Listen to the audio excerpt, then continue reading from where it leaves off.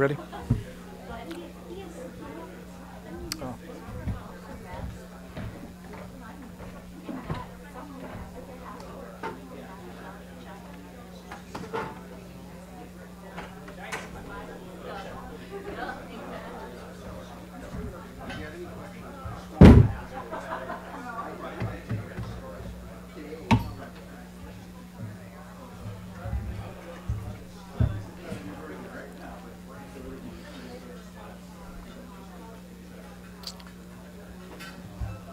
Is the flag in the shot? Is the flag in the shot?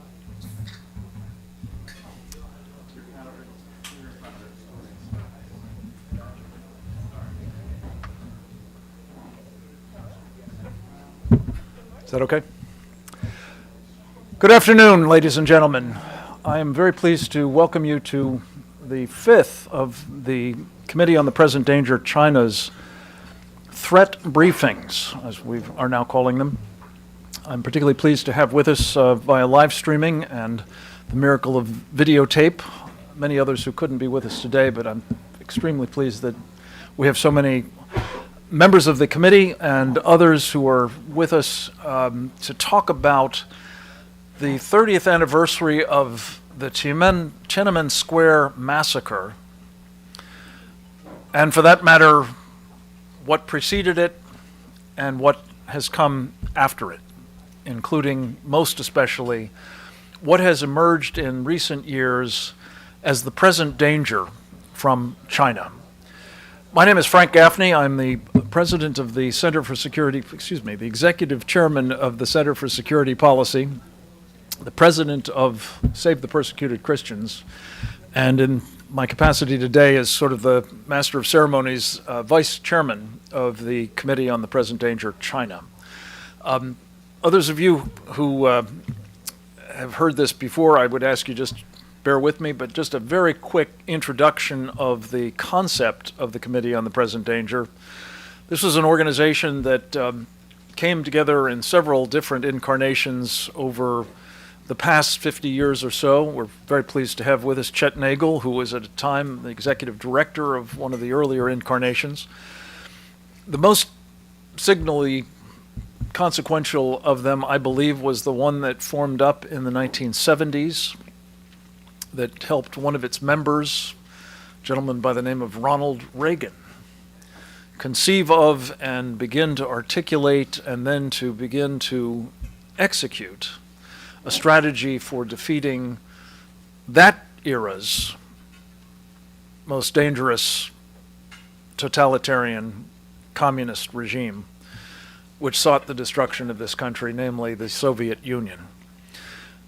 We find ourselves today facing what is, I would argue, an even more grave existential threat to freedom, our own and that of others around the world, in the form of the Chinese Communist Party and the country that it has been misruling for decades now.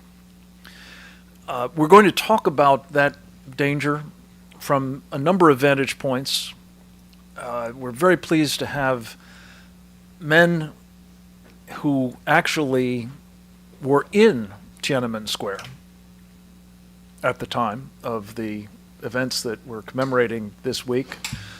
The 30th anniversary literally fell somewhere between today and tomorrow. It will be marked by our friends at the Victim of Communism Memorial.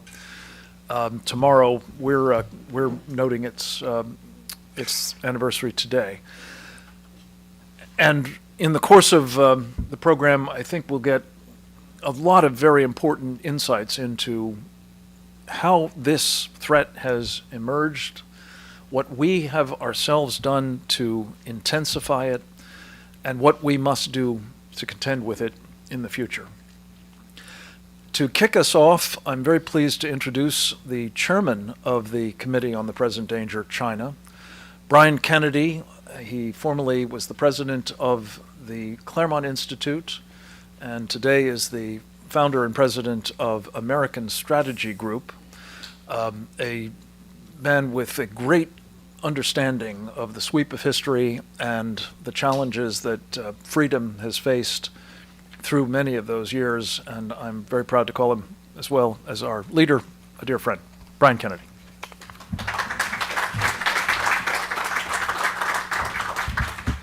Thank you, Frank. Thank you for all you do here in Washington to make Americans safe and to understand their freedom. And thank you, everyone, for joining us here today. This Tuesday, as Frank said, marks the 30th anniversary of Tiananmen Square, where the People's Liberation Army killed thousands of students who were protesting how the Chinese Communist Party was running the country.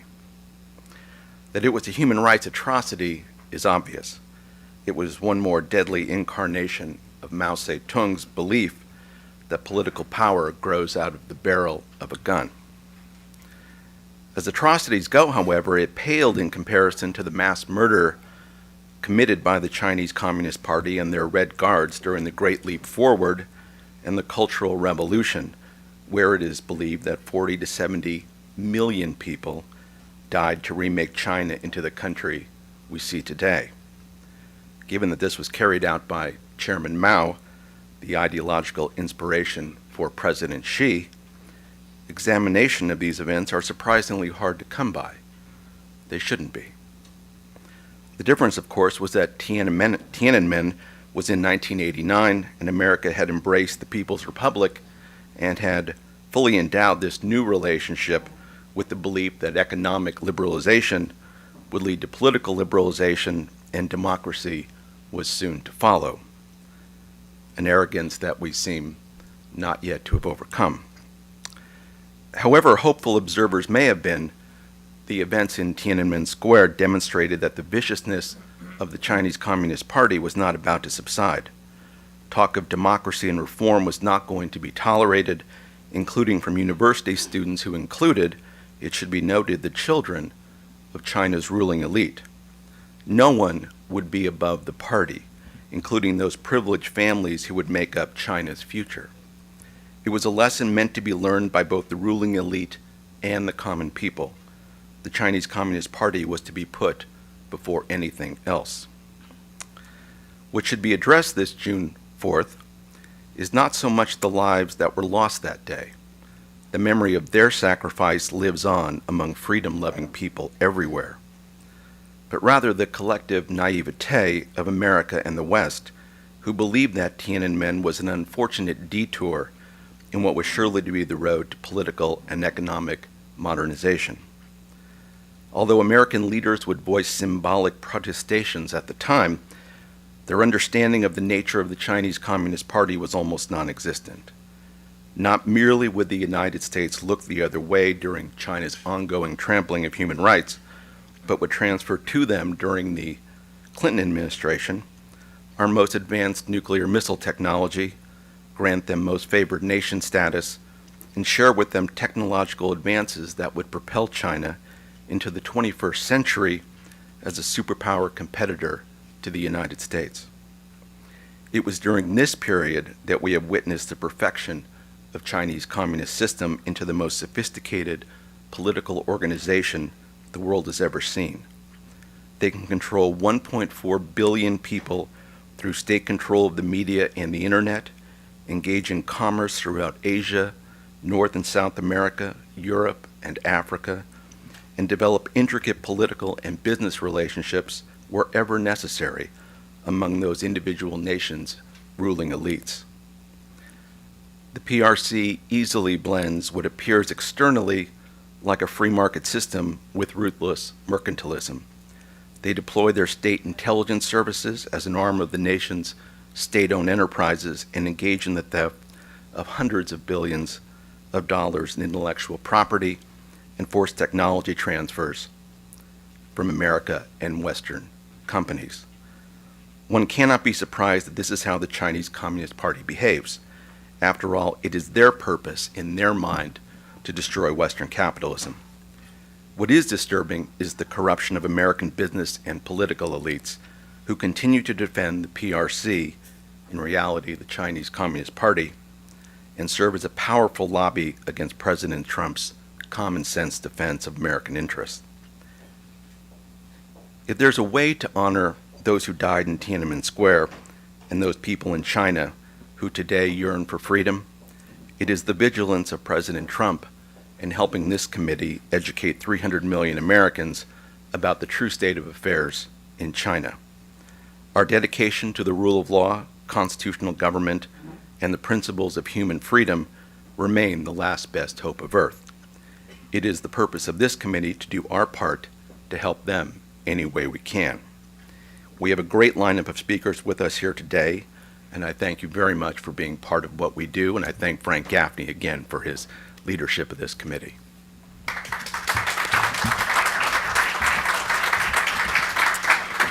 Brian, thank you very much. We're going to kick things off in terms of our tribute to those who lost their lives in Tiananmen Square, as well as those who have suffered horrifically at the hands of the Chinese Communist Party before and since, with one of the men who has had the extraordinary courage to stand against them inside China for quite some time.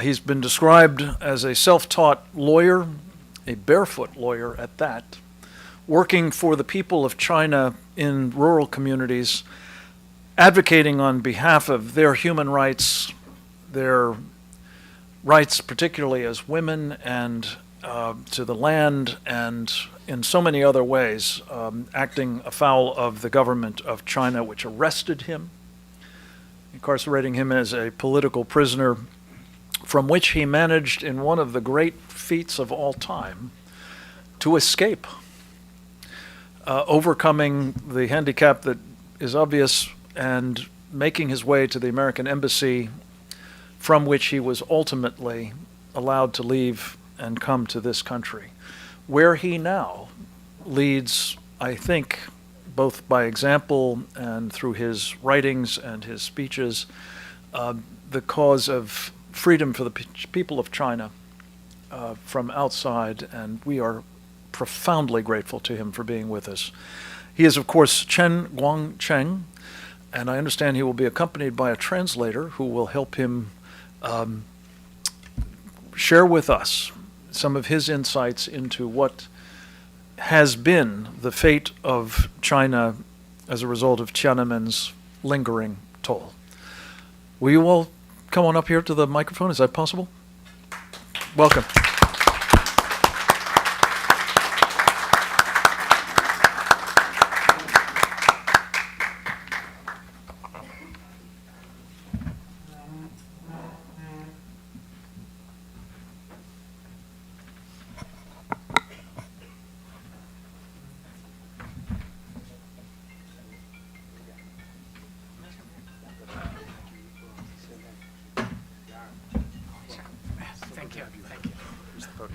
OK， 好，各位女士、各位先生，大家好，非常高兴呢，今天下午能在这儿跟大家交流，也非常谢谢这个 Frank 先生的热情介绍。Ladies and gentlemen, I'm very happy to be here this afternoon with all of you, and I would like to thank Frank for his kind introduction. 那么今天呢，站在这里，说实话，心情有点沉重。30年了，1989年中国那场发自于北京、扩大到全国的民主运动，并没有像东欧的其他国家一样解除共产专制的魔咒，让中国实现民主、宪政、法治、自由，而是在6月3号晚上、4号的凌晨，遭到中共用机枪、坦克、装甲车等直接的血腥镇压。Today, standing here, I have a very heavy heart. It's been 30 years. In 1989, what happened in Beijing and swept to the rest of China, the whole China, didn't come to what happened to Eastern Europe later.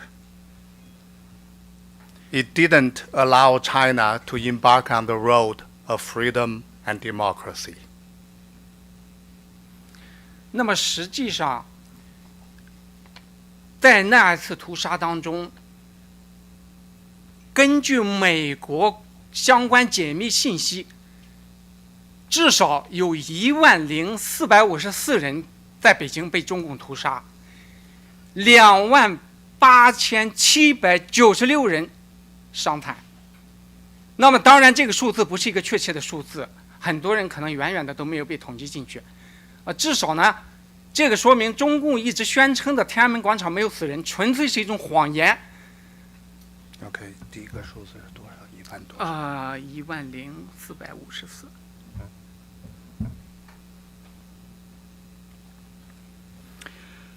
According to the newly released information from the United States, that massacre actually led to the deaths of 10,454 people. And also it caused 28,796 injuries.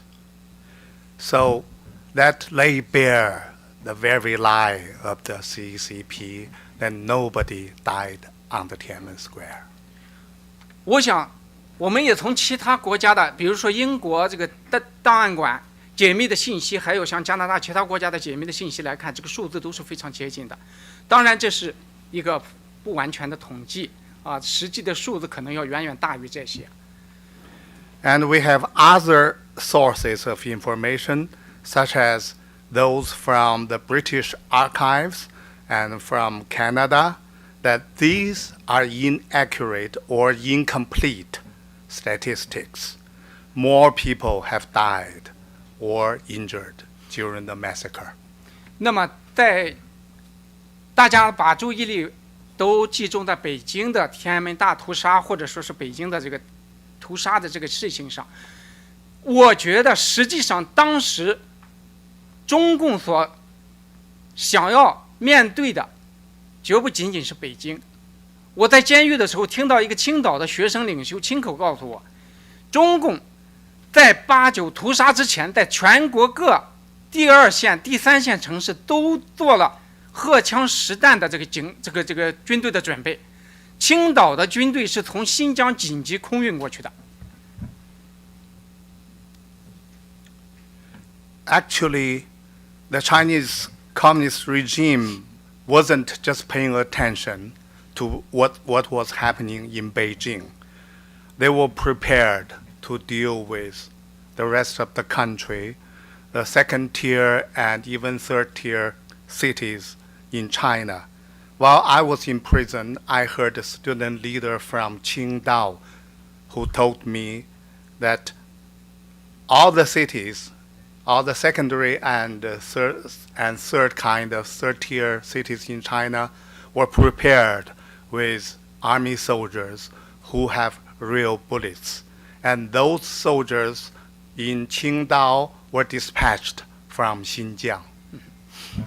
所以我们说，中共当时要在中国进行的这场屠杀，是中国共产党向全中国人民啊，这个来自俄罗斯的邪恶政权，向全国人民的一个宣战，毫不为过。It is no exaggeration to say that the massacre carried out by the CCP was targeted at the whole Chinese nation. 所以从那以后，尽管中共嘴上说的很好听，实际上中共是把中国人民当成战俘来对待的，是用比军费还高的维稳经费来把中国人民当成头号敌人来加以防范的。Ever since then, the CCP regime has treated the whole Chinese people as prisoners of war. That's why they're spending more money on maintaining what they call social stability than their military expenditure.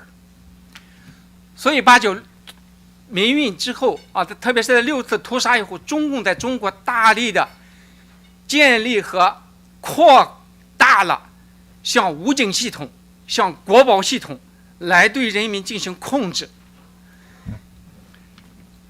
That's why, after the democracy movement, the Chinese Communist Party has established and expanded their armed police system and their national security system.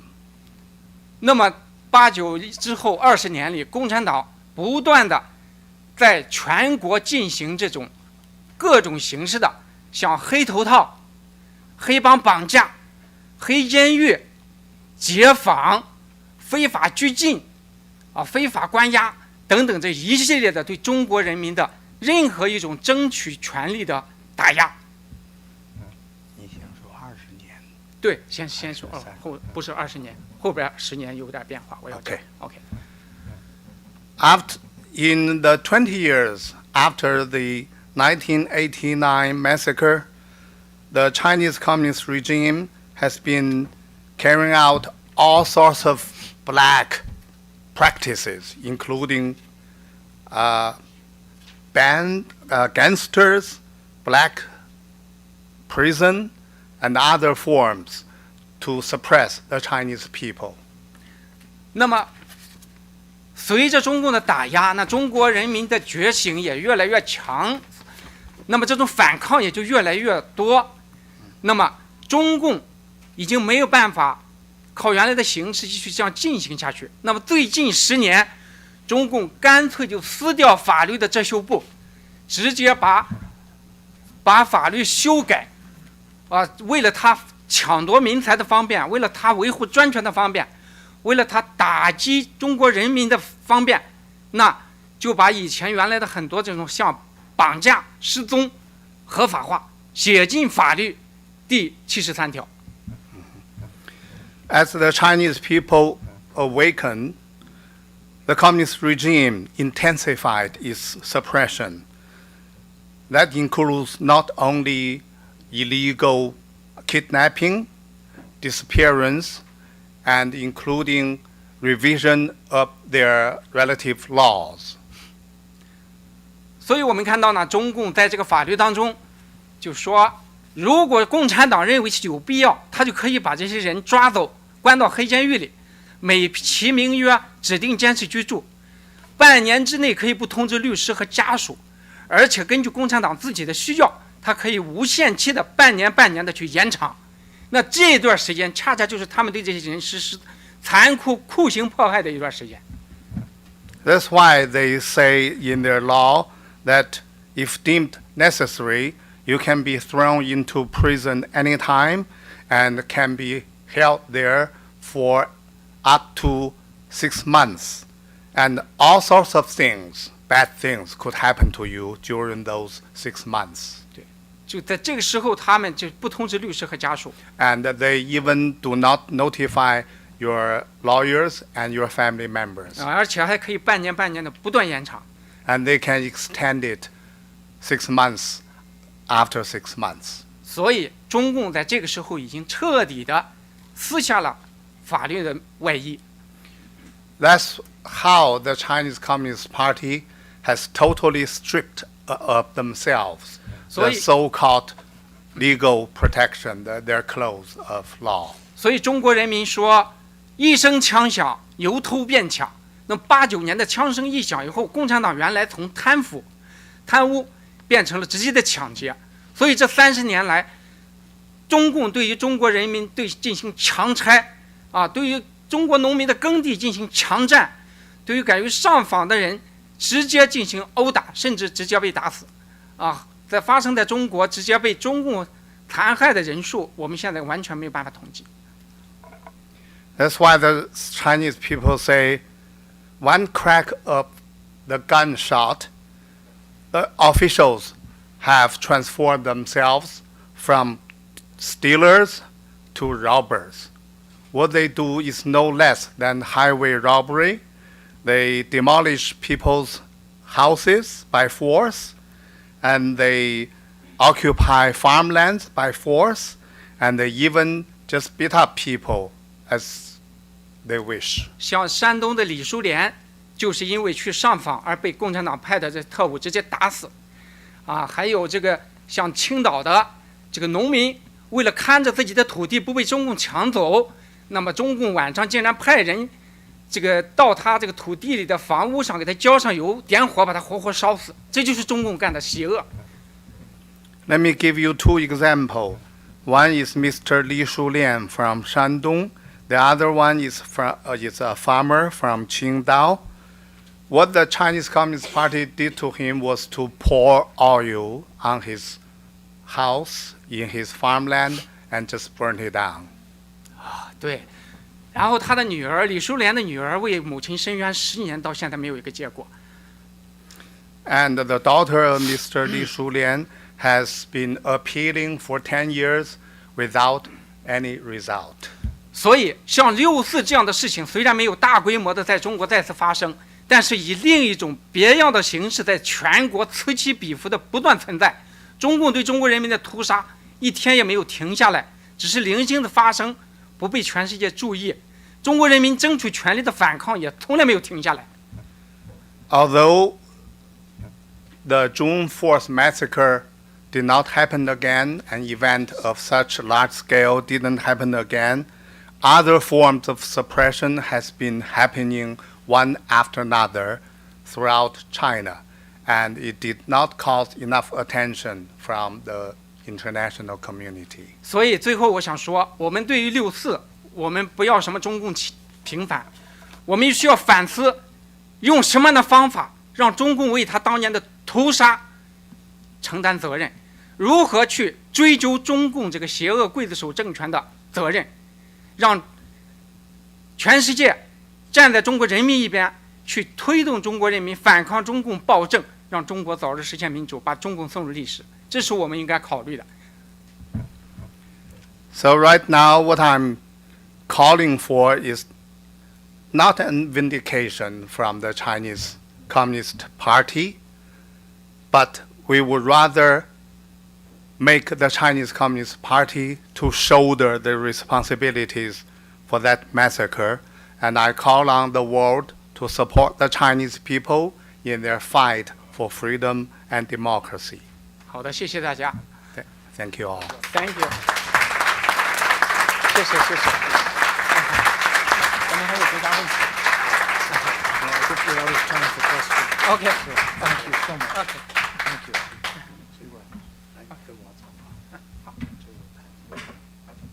No problem. Thank you. Don't worry. Yeah. Thank you. Thank you very much, Chen Guangcheng. It's heartbreaking to have to goad him off the stage, I have to tell you. We've just got so much that I've promised to accomplish today that we're going to have to move forward. So thank you again for your leadership and courage. I think a perfect complement to what we've just heard is a man who will reflect as well as exemplify those who are fighting against communism worldwide. His name is Marion Smith. These days he is the executive director of the Victims of Communism Memorial Foundation, an extraordinarily important organization which will be holding a vigil on the Capitol grounds tomorrow. And I commend to you that program as well.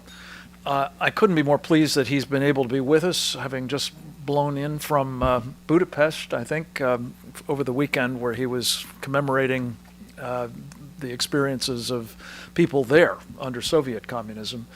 I did just want to say, as I introduce him, not only how much I appreciate the work he's doing, but also the leadership of the chairman of the foundation, Lee Edwards. Dr. Lee Edwards is a man who has done incalculably important work over many decades to try to make sure that no one forgets, indeed that everyone understands both the past as well as the abiding danger posed to us by the totalitarian ideology of communism under whatever brand it operates. And to speak about that as it relates specifically to the Chinese experience, past, present, and future, I'm very pleased to welcome Marion Smith.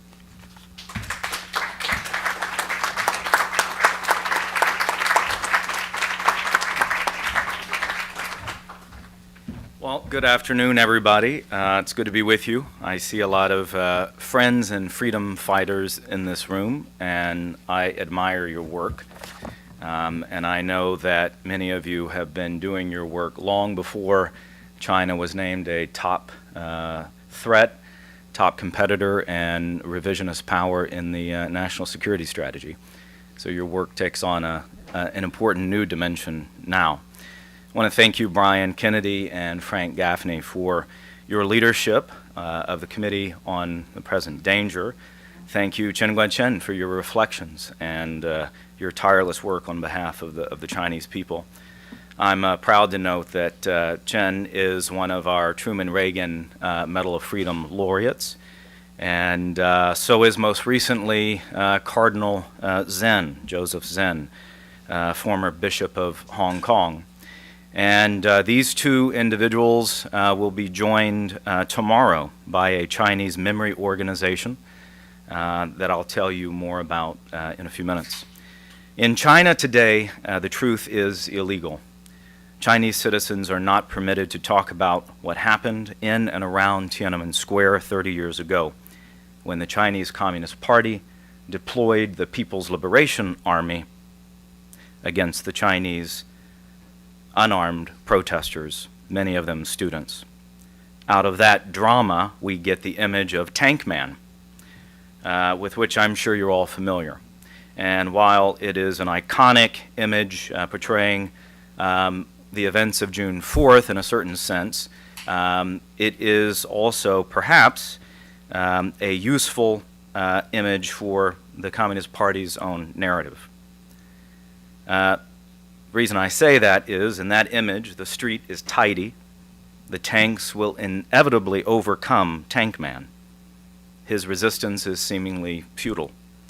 And most importantly, it distracts from the blood, the shock, the chaos, the heart-wrenching turn of events that doomed the people of China to tyranny for 30 more years and counting. We don't know the exact death toll, but as Chen was talking about, we do know from a few diplomatic cables and other information that came out at the time, one in particular by the British ambassador in Beijing, that the toll was a minimum of 10,000. It is scandalous today that most Chinese do not know the full story of the massacre and are not allowed to talk about it. Mention of these events are absent from Chinese textbooks. State-controlled media are silent. Awkward telecasts every June 4th read the day's headlines without a mention of the anniversary. On the mainland, you don't speak about what happened in 1989, and online the topic is censored. Those who raise the specter of Tiananmen are harassed and jailed. Here in America, dozens of universities are complicit in this erasure of history because they work with so-called Confucius Institutes to maintain propaganda, ministry-approved study of China. And just in the last few days, Twitter, of their own volition, apparently, suspended the accounts of Chinese dissidents critical of the Chinese Communist Party and vocal about the anniversary of Tiananmen Square massacre. As a result of Communist Party censorship and Western collusion, many Chinese remain in the dark about why it happened, who was killed, and what happened to their families. We have done too little to fill in the blanks. Beijing's crackdown is rarely discussed within diplomatic and business circles, lest it rankle Sino-U.S. relations or disrupt Wall Street. For years, in fact, the West has overlooked or sidestepped China's capacity for violent repression in favor of dovish overtures. Such a strategy has proven dangerously naive against the Chinese Communist Party. Those of us in the West who benefit from freedom of speech have a responsibility to defend truthful memory against those who would make us forget. Revealing the truth means coming to terms with how millions of Chinese citizens felt about their government. In addition to Beijing's murderous response carried out on the orders of Deng Xiaoping, the communist leader known in the West for his liberalization of the Chinese economy. What happened in the spring of 1989 was far bloodier than any image or news report seen by us in the West. The Communist Party viewed the Tiananmen protests, one of many across the country in the spring of '89, as an existential threat. party hardliners feared a potential government coup, and as a result, they won the debate in the intra-party discussion about what to do. From that moment began a reign of oppression and manipulation of the Chinese people through ultra-nationalism and propaganda, a reign that has not ended. Those party hardliners feared the unarmed student protesters. They feared a modest statue that they erected in Tiananmen Square. The student protesters called it the goddess of democracy, and it was patterned after our own Statue of Liberty. And here, please allow me to take a few words in tribute to the great man that Frank spoke about, Lee Edwards. He's chairman of our foundation, and it took over a decade of work by Lee and many others, but in 2007, President George W. Bush dedicated the first memorial in the world in honor of every single victim of communism since 1917. If you haven't seen it, the Victims of Communism Memorial is at the corner of New Jersey and Massachusetts Avenues, a few blocks away. And by selecting the Sino-specific symbol for the memorial, which is a bronze replica of the Goddess of Democracy statue, that decision was controversial at the time, but Lee understood something important. The Berlin Wall had fallen, but communism hadn't, and the most powerful remaining communist dictatorship was, of course, the People's Republic of China. The choice of that symbol has proven prescient now that Americans are wising up to the fact that the greatest threat to freedom and peace in the world today is the Chinese Communist Party. One of the principal ways in which unjust regimes govern without the consent of their people is by distorting history and hiding truth. To be sure, the China of today is not Mao's China. The Communist Party since the 1990s has incorporated limited market-based reforms, but China remains a single-party communist dictatorship that stifles free speech and dissent, and under Xi Jinping remains officially committed to socialism with Chinese characteristics. China's government stubbornly refuses to come to terms with the victims it has unjustly imprisoned, sent to labor camps, and killed, a number in the tens of millions, far eclipsing the murderous Nazi and Soviet regimes. Human rights activists and dissidents like Chen Guangchen are harassed, persecuted, and forced to flee the country. As Czech novelist Milan Kundera has noted, the struggle of man against power is the struggle of memory against forgetting. That struggle requires that we tell the truth and advocate for human rights, even when inconvenient. Ultimately, however, I believe this is the most strategically sound path. Soviet dissident Natan Sharansky has called human rights a, quote, powerful non-conventional weapon against which the other side has no defense. Even though the CCP is successfully revising history for a generation of young Chinese, China's government is failing in its efforts to erase the past because, in the words of Hannah Arendt, the holes of oblivion do not exist. Nothing human is that perfect, and there are simply too many people in the world to make oblivion possible. Indeed, courageous men and women still speak out, including those whose loved ones were killed in the massacre 30 years ago. The memory organization comprised of Chinese individuals I mentioned earlier are the Tiananmen Mothers. The Tiananmen Mothers deserve our attention and our support. The boys and girls killed in the early morning hours of June 4th, 30 years ago, were their sons and daughters. And they, more than anyone else, refused to let the world forget what happened. China's rulers have tried to muzzle the Tiananmen Mothers in every way. Although they are elderly, authorities routinely throw them into prison, place them under house arrest, monitor their every movement, block their communication, and disrupt their daily lives. And yet, still the mothers refuse to back down. As a group, these mothers wrote in a letter earlier this year that the indomitable courage of their children, the ones they lost, has always been with them, and this is why the Tiananmen Mothers will never be silent. The Tiananmen Mothers continue the fight for freedom that their sons and daughters started. They have inspired a new generation of leaders and freedom fighters in China and across the world to renew the struggle against the tyranny of the Chinese Communist Party. They remind us that 30 years ago, the will of the Chinese people was thwarted by the will of the Communist Party, the guilty party, the party that still governs. For their courage and perseverance, the Tiananmen Mothers have our recognition and our solidarity. And tomorrow at 1:30, we'll be co-hosting a major rally with more than 20 other organizations on the Capitol grounds, and we'll be bestowing our Truman Reagan Medal of Freedom on the Tiananmen Mothers, and I hope all of you will join us. We'll also be opening an exhibit photographic exhibit about their sons and daughters, also on the Capitol grounds.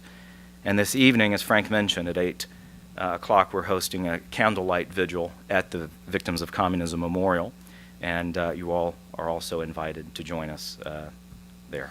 Thank you for your attention, for the invitation. Thank you for your important work. And the Victims of Communism Memorial Foundation is your ally in all of this work. And we also are making sure that a new generation of young Americans at the high school, middle school, and college levels understands the history of the 20th century and the still ongoing human rights violations, abuses, tyranny of communist parties today. So, thank you, Frank.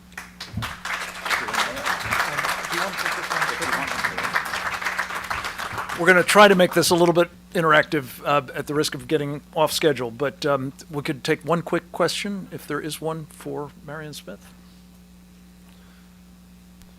Yes, sir. Robert Lee? Do we have a microphone? Stand by just 1 second, please.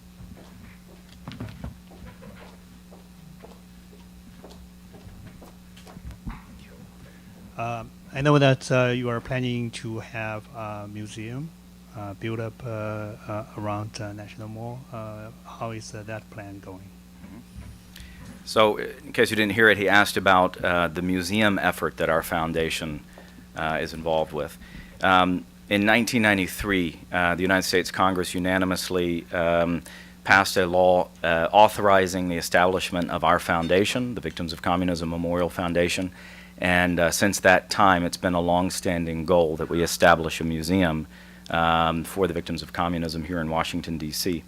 The 2007 dedication of the Victims of Communism Memorial was an important step in the direction of the memory projects that ultimately will include the museum. You may have seen we have received a few large gifts in support of the museum, and we are actively working to fundraise for the museum, and we're fairly far along in the planning process, and there'll be more public information coming out about that very soon. But since 1917, 100 years, some 40 countries that have experienced Communist Party rule, a death toll of over 100 million. In the case of the Soviet Union, in the case of Cambodia, 25% of the population killed by their government as a matter of policy in peacetime. With the language of equality, communist parties brought to the world a new form of modern slavery. And that is a history that must be known. The ideas of Marxism must be discredited, and communism and socialism, even socialism with Chinese characteristics, needs to be seen as an ideology, a system of government that belongs on the ash heap of history, and not in any sense a system that should define the 21st century. Yeah. Thanks. Appreciate it.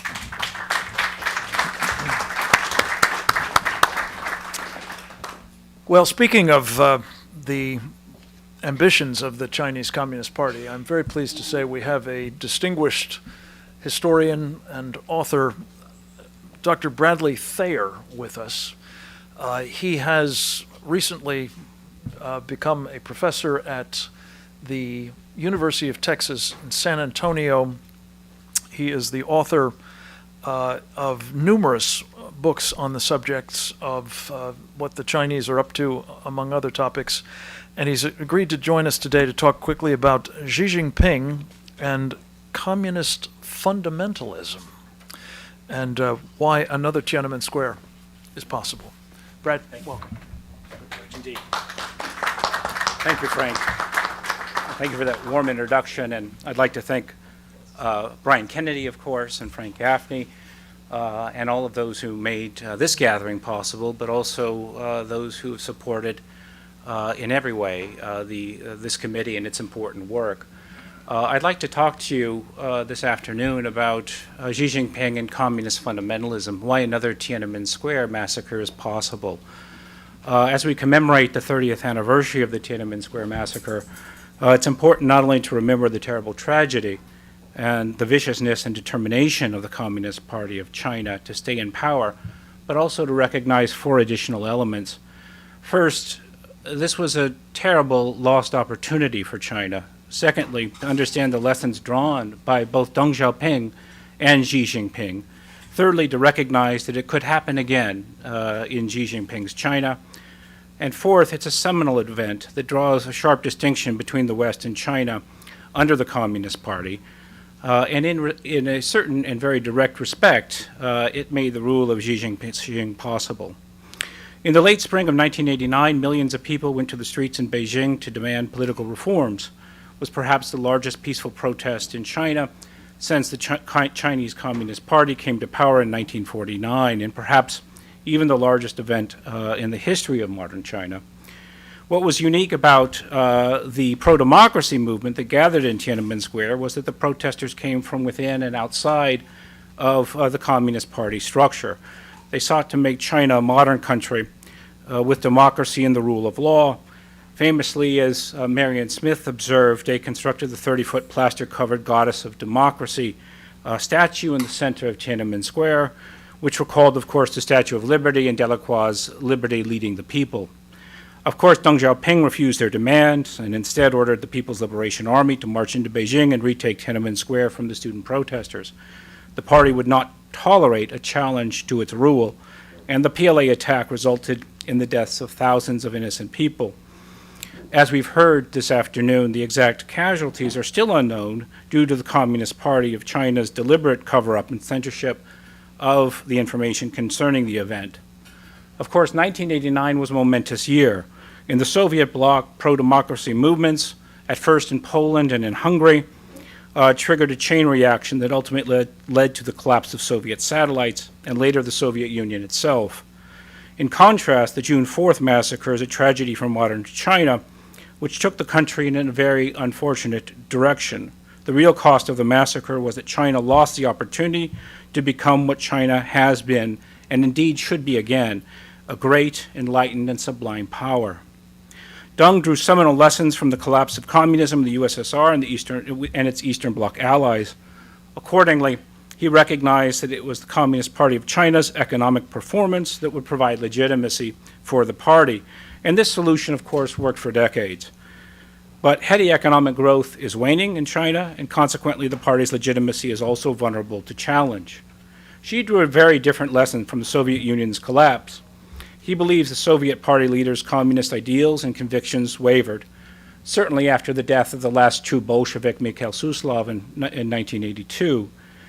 Those who ran the Politburo lost their faith in communism, and so they lost control of its ideology and ultimately their power. Xi's solution is what may only be considered communist fundamentalism, the desire to return to traditional Leninism and Maoism as political ordering principles, to enforce its ideology and require a resolute commitment to it in order to ensure that the party's control of political thought is maintained and that there will be no crises of faith among the adherents of communism in China. No questioning of the communist fundamentalist beliefs. As a communist fundamentalist, Xi understands that to preserve the party and its control requires tightly controlling the internet to police thought and expression. It dictates absolute loyalty from the military to ensure regime stability. And many measures that he's implemented, including the use of high-tech surveillance, have turned China into a super police state with little room for dissent within it. Xi Jinping's mistakes and gross human rights abuses, such as suppressing millions of Uyghurs and Kazakhs, ensures that a random event may trigger civil disobedience and in turn may evolve into another Tiananmen protest. In sum, a new spark could occur at any time, and as an acolyte of Lenin and Mao, Xi's natural proclivity is to use force and violence to maintain power at all costs. This also means that he'll use any mechanism to crush dissent. The probability of repeating the Tiananmen strategy under Xi is far higher than under his predecessors in post-Deng China. Another Tiananmen Square massacre would be a humanitarian disaster, dangerous for China and for the global community. 30 years ago, the U.S. missed a historic chance to intervene to prevent the bloody crackdown in its wake, to labor to weaken the party's chokehold over China. Mark Twain is purported to have written that history does not repeat itself, but it does in fact rhyme. This lamentable past provides a valuable lesson for the United States and its allies to prepare for history's rhyme, should it occur, and act against repression. Finally, Tiananmen is significant because it illuminates the differences between the West and China. It can be said that Stalin was responsible for both saving the Soviet Union through his totalitarianism and ensuring its collapse. His brutal policies, including forced hyper-industrialization, allowed the Soviet Union to defeat the Nazi invasion. But in the long run, the totalitarian system that he created could not change and ultimately collapsed.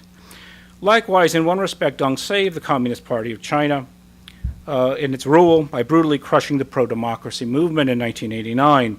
But ultimately, by so doing, he made Xi possible. Xi may greatly damage or destroy the party's control of China due to his communist fundamentalist beliefs and his reckless ambition. Once the U.S. understands the objectives and ruthlessness that he possesses, that he is in fact a communist fundamentalist, it can recognize the clear danger he presents to U.S. national security interests and to international stability. In the domestic realm, Xi's very clear, calling for the strengthening of the Communist Party's chokehold over the country. His faith in himself and the Communist Party of China is absolute. Internationally, his actions are equally dangerous. Supporting China's aggressive expansion in South China Sea and elsewhere, threatened to use of force to seize and occupy Taiwan, backed authoritarian regimes from Russia to Venezuela to Zimbabwe, and expanded China's influence and control over less developed states through the Belt and Road Initiative. He is the global leader of opposition to the U.S. position in international politics and the present international order, which has kept peace for over a generation and provided prosperity to many millions, including within China. Xi's vision for global politics is one where China is supreme and international order is decidedly illiberal. From Xi's speeches, particularly his speech to the 19th Party Congress, his intent of defeating the U.S. is transparent, as is his desire to replace the dominance in Western values in global politics with those of the values of the Chinese Communist parties. So he's a clear danger to the Chinese people due to his repression, and he's an equal danger to the present world order as a result of his determination to destroy it. To change the situation, much needs to be done. Let me just touch on very briefly two measures. First, Washington needs to reaffirm its commitments to Western values, political ideology of liberalism, and the principles that stand in positive light when compared to Chinese oppressive government. Second, the Chinese people must be supported in their effort to avoid a return to the past, ruled by another communist fundamentalist. Democratic forces, both within and outside the system, must stand up to Xi's dictatorship. And the global community should also send a strong signal to the Chinese people about its preference for a stable and peaceful leader to lead that great nation. For millennia, Chinese civilization was unrivaled in its historical stability, elegance, and sophistication. The Chinese people should be led by a person who's the equal of that greatness rather than by a despot. China has left its political dark ages behind. We can define the period in Chinese history from the first Opium War to the end of Maoism as its dark ages. It has entered a period of a renaissance, where you've seen the rebirth of Chinese power in every respect. The key question for us to consider today is whether China will enter a political enlightenment. Sadly, with Xi's leadership and the party's leadership, it's very unlikely that China will reach any form of political enlightenment as long as the party rules. Well, thank you very much for your attention this afternoon, and my thanks again to Frank and to Brian for the opportunity. Thank you, Frank. Dr. Thayer has agreed to take a question if there is one. Anybody? Yes, sir. Marion?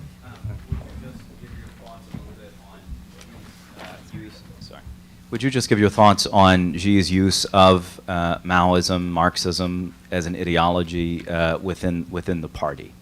And do you think that he's a true believer? Marion, thank you very much for that important question.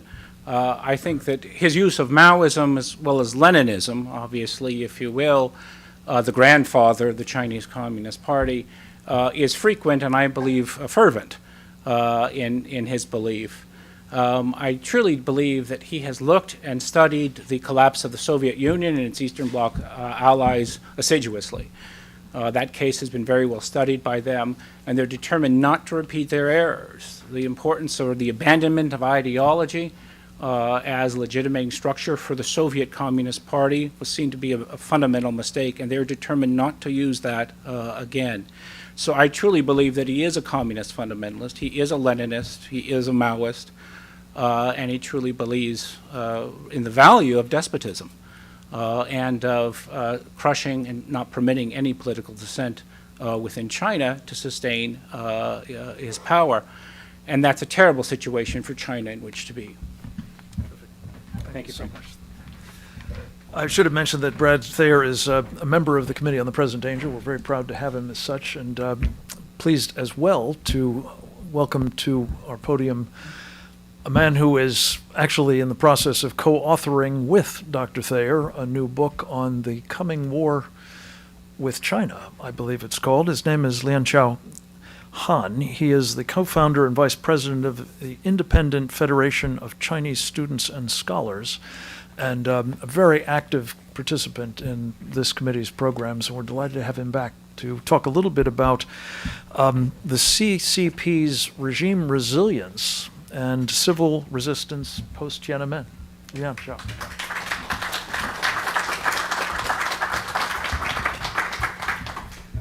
Good afternoon. On the eve of the 30th anniversary of Tiananmen Square massacre, I would like to thank all of you gathered here to commemorate the fallen and reflect upon the event to help China move forward. I'm sure you have heard the Chinese defense minister's remarks about Tiananmen Square massacre. He insisted it was a riot and the crackdown was correct and justified. Of course, that's bogus. But it indicates, as Brad just said, that Xi Jinping's regime has fully entrenched to use force again without hesitation to murder anyone in the way of his one-party rule. So, Tiananmen Square massacre is still highly relevant. It is worthwhile for us to take a look at the dynamics in post-Tiananmen China. After the massacre, many, including myself, were too optimistic about China's future. Despite the bloody crackdown, we believed that within a few years, the communist regime would fall. But 30 years later, the CCP has not only survived the crisis and remained in power, but has reached unprecedented levels of global influence. How does the CCP regime become so resilient? In my view, the CCP learned from the June 4th massacre and made preventing the recurrence of the 1989 pro-democracy movement its top priority to avoid regime collapse. Immediately after Tiananmen Square massacre, Deng Xiaoping directed the regime to use two-hands approach to handle the crisis. On the one hand, it greatly strengthened the security apparatus using military, the police, the judicial system, and the propaganda machine to relentlessly crack down on dissidents and purge internal rivalry. They purchased lots of anti-riots equipment, interrogation technologies from the West. Later, built a vast stability maintenance system to nip the buds of opposition, and immediately stopped all political system reform. On the other hand, Deng Xiaoping redirected China to focus on economic development and continue the implementation of economic reforms to reassert the regime's legitimacy, justify the bloody crackdown. Trade and economic development were carried out as a matter of deliberate regime survival policy. In the aftermath of the Tiananmen Square massacre, the party encouraged the masses to forget about politics and their own freedom and dedicate themselves to making money. At the same time, the region also became more adaptive with diversified and more sophisticated governance means, resulting in greater control of state power, then also curtailed temporarily the party president's profiteering activities to quell the public anger. Deng Xiaoping's strategy worked well. West countries dropped their economic sanctions, and massive amounts of international capital and technology flew in and stabilized the region while exploiting the low wages and poor conditions of the Chinese workers. Economic grew rapidly, which indeed raised many boats. It is true that China's growth has been one of the most important factors enabling government control over the population, despite never resolving the underlying social political issues. One of these issues is corruption. When China opened to outside world, Deng Xiaoping had instructed the regime to allow riches to flow to a small sum of people first. To do that, China adopted a dual-track economic system in which the government introduced certain elements of capitalism by allowing private enterprises to have limited access to certain sectors, all the while maintaining socialist economy as its core. This dual-track system allows for the privileged class to become rich at expenses of common citizenry and has become the hotbed for systematic corruption in China. At the same time, allow the state to control the wealth created by the Chinese people. Governments at all levels carried out the fast-growing policy in a predatory manner. Officials forcefully demolished people's homes, took their assets, closed their factories, ignored environmental impact, created injustice, unfairness, general discontent in the entire nation. This resulted in a revival of rampant profiteering, almost exclusively enjoined by the presidents and the government officials. It triggered even much broader systematic corruption than that of the pre-Tiananmen Square era, turning China into a totalitarian kleptocracy.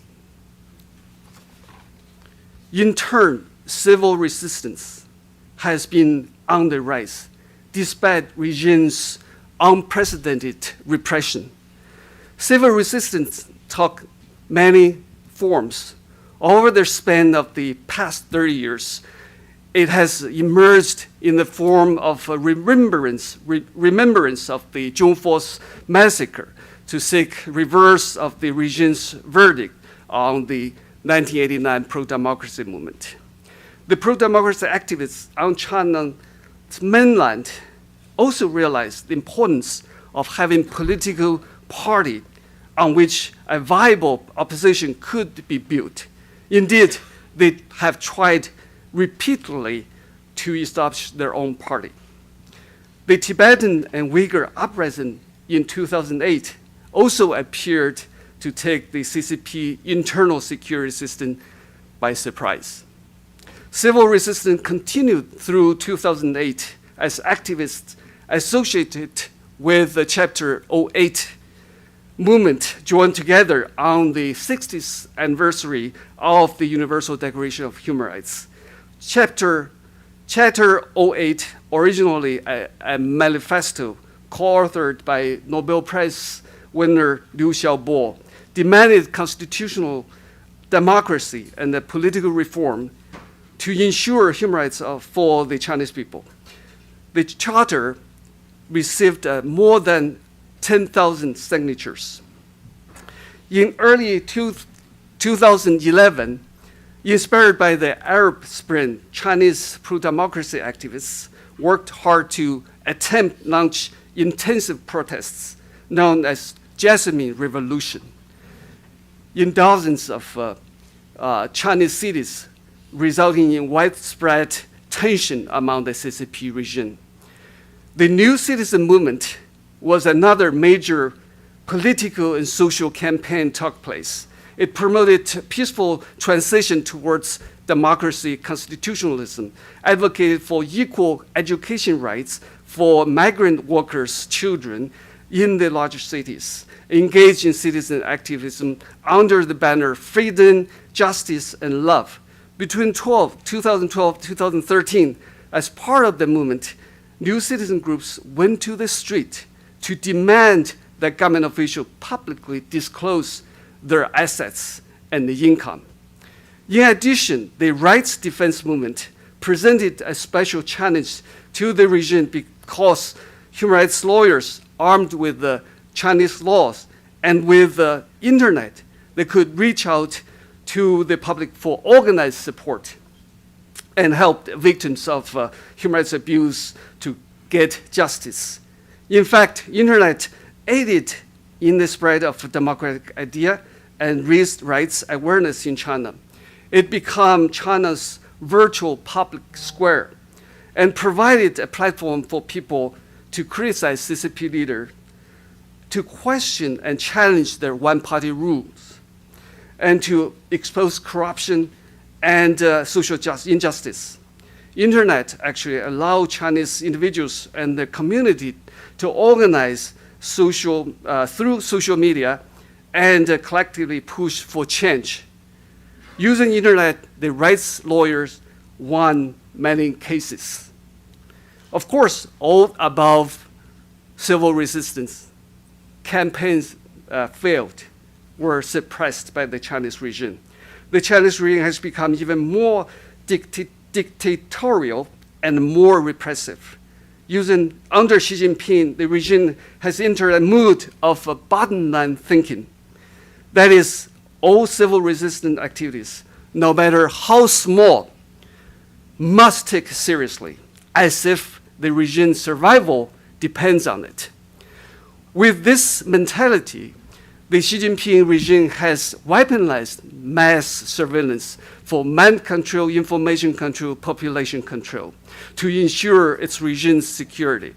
Over the years, it has been spent enormous money to build a total surveillance system. Consists of 3 main platforms, Skynet, Safe City, and Sharp Eyes, that target both cities and rural areas. China is about to complete its installation of 2.7 cameras around the country with the 50 million cameras that has a visual recognition capability. The surveillance system integrates other big data and AI technologies such as banking data, mobile payment apps, WeChat, social credit score system, third-generation ID card, biometric info, Great Firewall, mobile phones, televisions, and other surveillance hardware and software. The totality of this allow the CCP to weave a tight net that no one can escape their watch. It has effectively silenced the voice of political and civil activists in public space. But silence does not mean submission and consent. In fact, Chinese civil society not only exists, but becomes stronger. And the people's rights awareness has significantly increased. The undercurrents are surging everywhere in China. Any random event could trigger another Tiananmen protest at any moment. Finally, I would like to point out that American politicians and financial elite helped the CCP regime survive Tiananmen Square massacre. Today, American companies, Wall Street, and universities are still helping Xi Jinping build this pervasive surveillance system to suppress the Chinese people, which is a real shame. A half century ago, Professor Sutton wrote a book called Wall Street and Rise of Hitler, in which he collected sufficient evidence to show that Wall Street elite, quote, do not journey to Washington as lobbyists and administrators in order to serve the United States. They are in Washington to serve their own profit-maximizing interests. Their purpose is not to further competitive free market economy, but to manipulate a politicized regime, call it what you will, to their own advantage, unquote. The Wall Street elite aided Hitler's rise, which led to the World War II disaster. And they're still helping Xi Jinping, or Chinese people call Hitler. So let's not forget the lessons of history. Thank you very much.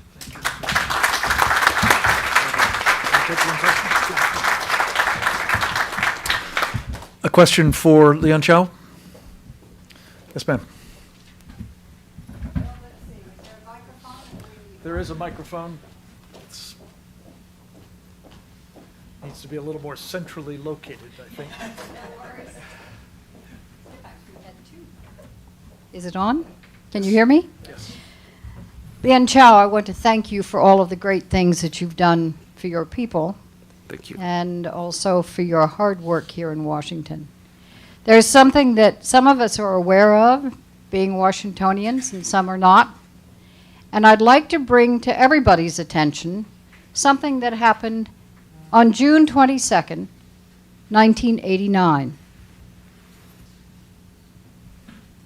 There was something known as the Tiananmen Square Park Authorization Act. It was set up by my now late husband. It was a piece of property that came about when he asked me one day at breakfast, how do we fix this? How do we get back at them? And I said, again, being a Washingtonian, that it's really interesting because there's a little square right across from the Chinese embassy. So perhaps what you might be able to do, being the chairman of the Energy Committee and so forth, you might be able to figure out a way that you can rename the square Tiananmen Square and leave it that way. And it was done. So recently, some of us went to see what had been done or not done. The sign has, of course, disappeared. The encroachment of the embassy appears to have almost incorporated the square into their property. This has been done deliberately, obviously. And also, I asked each one of you, and especially Marion, I was really interested in what you had to say today, to figure out how the hell we get that thing renamed again, Tiananmen Square. So that's what I have to say. Thank you very much, Lian Chao. Thank you. I think that's a great idea. Senator Wallop used to be, I worked with him. He was a strong supporter for the pro-democracy movement in China. He actually hosted Tiananmen Square student leader Chai Lin to intern in his office. I think it's a great idea to revive that place, because we have so many protests in front of the Chinese embassy, the Tiananmen Square, and Chinese government so afraid, so they moved the embassy. But that place still there, and they built the Chinese embassy. I think is another branch of their residence in the old embassy. It would be a great idea. We can officially name that place as Tiananmen Square. Thank you, French. Thank you, French Wallop. Also, Lian Chao, thank you particularly for both calling attention to this police state apparatus that is being now not only employed against the Chinese people, but also against the people of other nations as well. Also, for highlighting a topic that our colleague Roger Robinson will talk about shortly in terms of Wall Street underwriting these kinds of activities.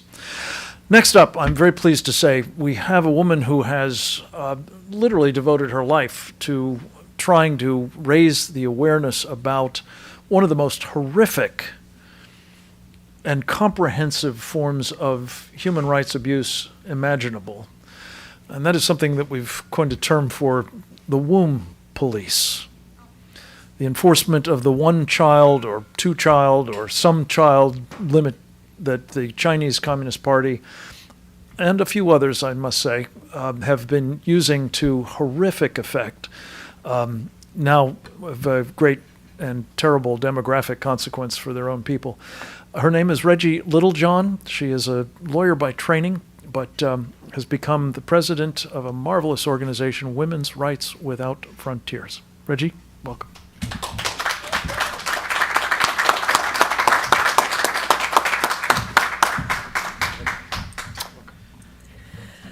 Thank you, Frank. Thank you, Brian Kennedy. Thank you for the committee on the present danger for having this event, which is extremely important, extremely timely, particularly at this juncture in history.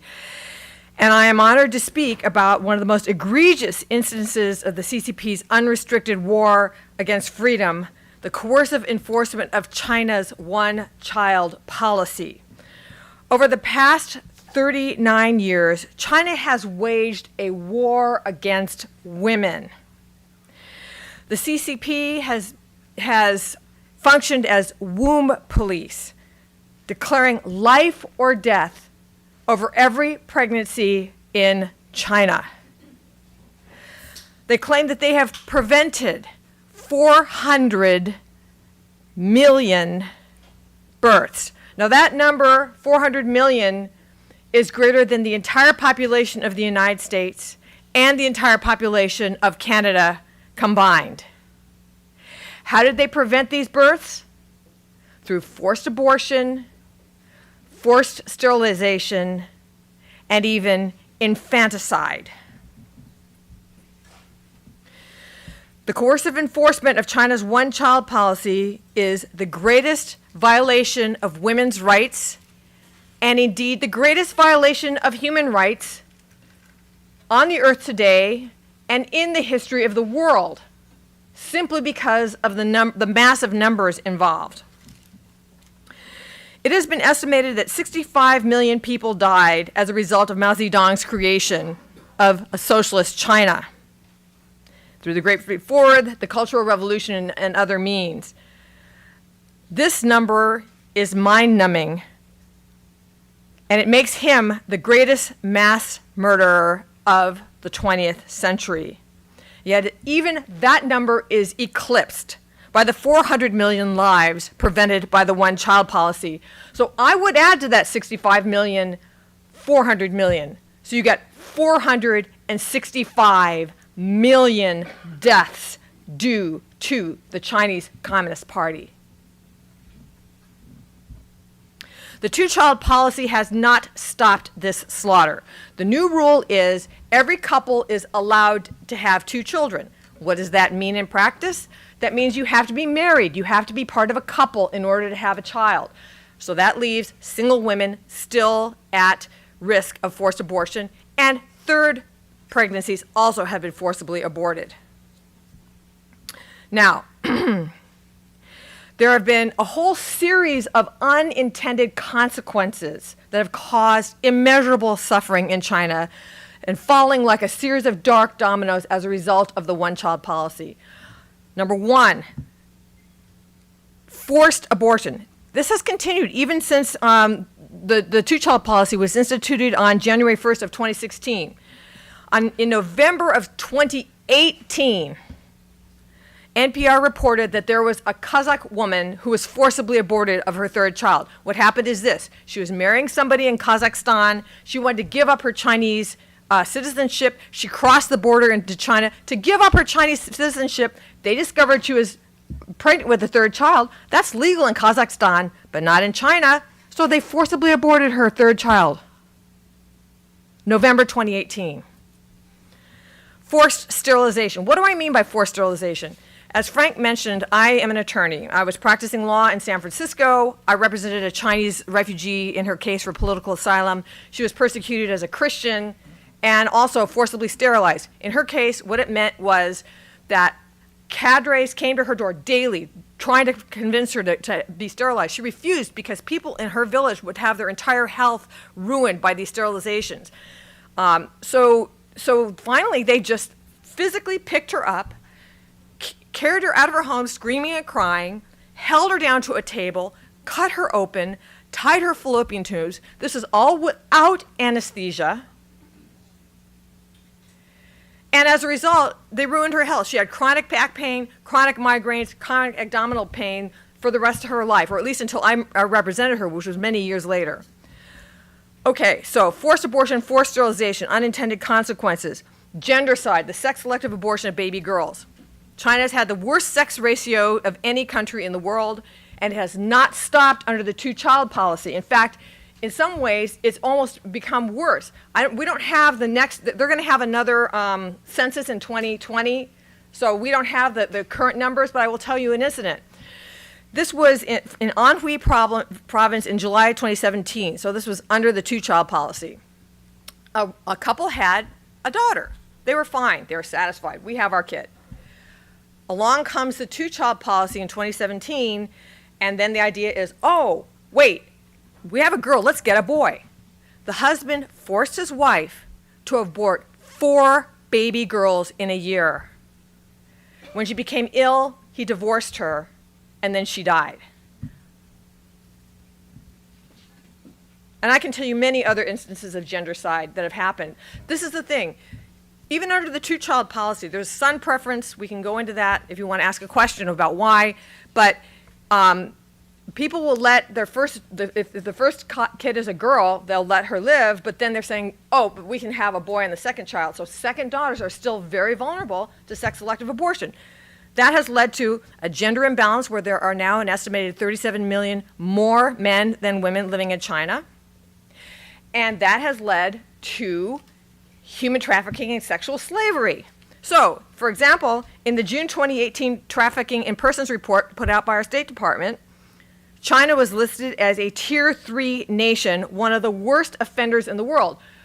How do you get to be a Tier 3 nation? Number one, you have to have a terrible record on human trafficking, and number two, you need to not be doing anything about it or not enough about it, okay? Why does China not take more action against human trafficking? Could it be the 37 million quote-unquote excess males that they have? What are they going to do with all these frustrated men if they don't have trafficked women? It's really a sick calculation that they're making. And by the way, I know that something that is important to Frank and me, and I think everybody here, what are they going to do with the 37 million excess males? Does this pose some kind of international security risk? Wouldn't it be convenient to put them in the military? Okay, so China made an adjustment from a one-child policy to a two-child policy. The entire infrastructure of coercion is still in place to enforce the two-child policy, and they did it not because they were repenting of their human rights violations. No, they did it because they're facing a demographic disaster. Their workforce has decreased. They're facing a senior tsunami. And they're in such a difficult situation right now with respect to seniors that over the last 20 years, senior suicide has skyrocketed 500%. Why is that? Because the one-child policy has destroyed the family structure of China. They used to have large families. It was not a problem to help the seniors as they got old. Now they have small families. There's no one left to take care of grandma and grandpa, especially grandma. When grandpa dies, there's just... China has the highest female suicide rate in the world. Also, 590 women a day kill themselves in China. In the Chinese countryside, 3 times the number of women as men kill themselves. And seniors, and especially senior widows, are killing themselves. All right. He says I have to finish up. So why does China continue with any kind of coercive enforcement of population control when they need more babies? Okay. I believe it's social control masquerading as population control. The one-child policy touches everyone in China, and it is an instrument of terror. The womb police function as domestic terrorists. So what can we do about it? Number one, Women's Rights Without Frontiers is the only organization in the world that has boots on the ground inside of China, actively saving baby girls and abandoned widows. Number two, we can keep up the pressure, the international pressure. The CCP said that international criticism was one of the reasons they are thinking about abandoning coercive birth control. And then number three, we can use the Global Magnitsky Act, which authorizes the U.S. government to sanction human rights offenders, freeze their assets, and ban them from entering the United States. And I think that this is a great way to send a message to China that we're not going to take this anymore. Thank you.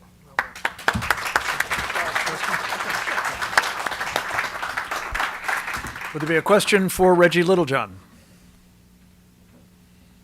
Marion? Thank you, Reggie. Could you speak just briefly about how the party or how the government presents this policy? Obviously, there's a lot about the techniques, the consequences of the policy that they don't admit, they don't acknowledge. But in terms of public statements or the general public, how do they defend this policy? How do they present it as a social good? Well, I mean, typically what they will do, and they've changed their rhetoric over the last couple years because they've had to, but what they have said is, look at us. We have 1.4 billion people. We have just too big of a population. We need to be able to control it. Well, yes, they have the biggest population in the world, and yes, their population is growing. You want to know why it's growing? Because the seniors are living longer. It's the elderly that are growing.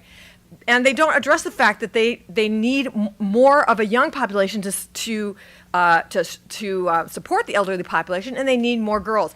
Now they have realized that actually that this is the case, and they're desperate for babies. And this is just another form of coercion, trying to force people. Every couple that is allowed to have 2 children must have 2 children. I mean, they're pressuring people to have babies when they don't want them. But the last thing I want to say is this: I believe that China is going to announce either that they're moving to a 3-child policy or that they will allow all couples to have as many children as they want. Watch the language.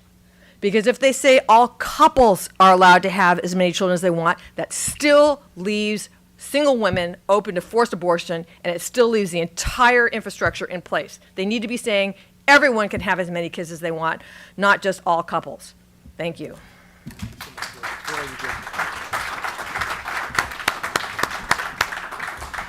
I can't impress upon you enough how horrible this apparatus that Reggie talked about is. When you think about literally women having to be inspected, their wombs inspected with regularity to ensure that they aren't pregnant, or they are but not impermissibly. It's staggering, and it is about control. I think Reggie's absolutely right. Thank you for that. We're going to talk now about a geography to which the Chinese are trying to export much of which we've just been hearing about. Whether it's the authoritarianism and indeed totalitarianism, or whether it's their socialism, communism, whatever you wish to call it, with Chinese characteristics. It is part and parcel of what is being done with this so-called Belt and Road Initiative of Xi Jinping.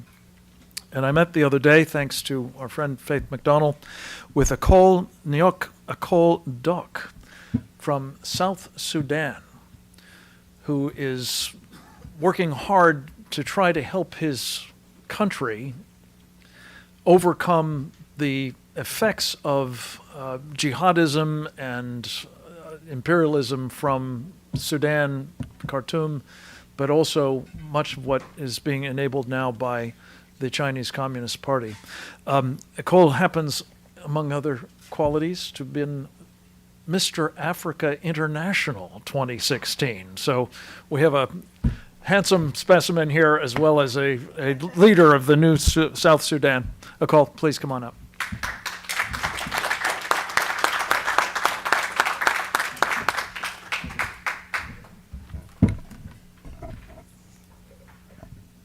Okay, you guys hear me? Okay, thank you for the introduction. As you said, my name is Akol Nyok Akol Dok. I am a graduate of Iowa State University, and I currently live in South Sudan, where I do sort of policy consultant and different work with the business and public sector. Africa. When you think of China, you don't necessarily think of Africa. When you think of United States and Africa, Africa is largely neglected. But there's different Africa that the world doesn't see. The Africa you see may be an Africa of poverty, an Africa of destruction, but there's an Africa of the future. So the future is Africa. Africa will account for more than 54% of the 2.4 billion global population growth in the coming decades. And the UN predicts that between 2015 and 2030, Africa will add 1.3 billion people, doubling its current population. On top of that, Africa remains largely underdeveloped.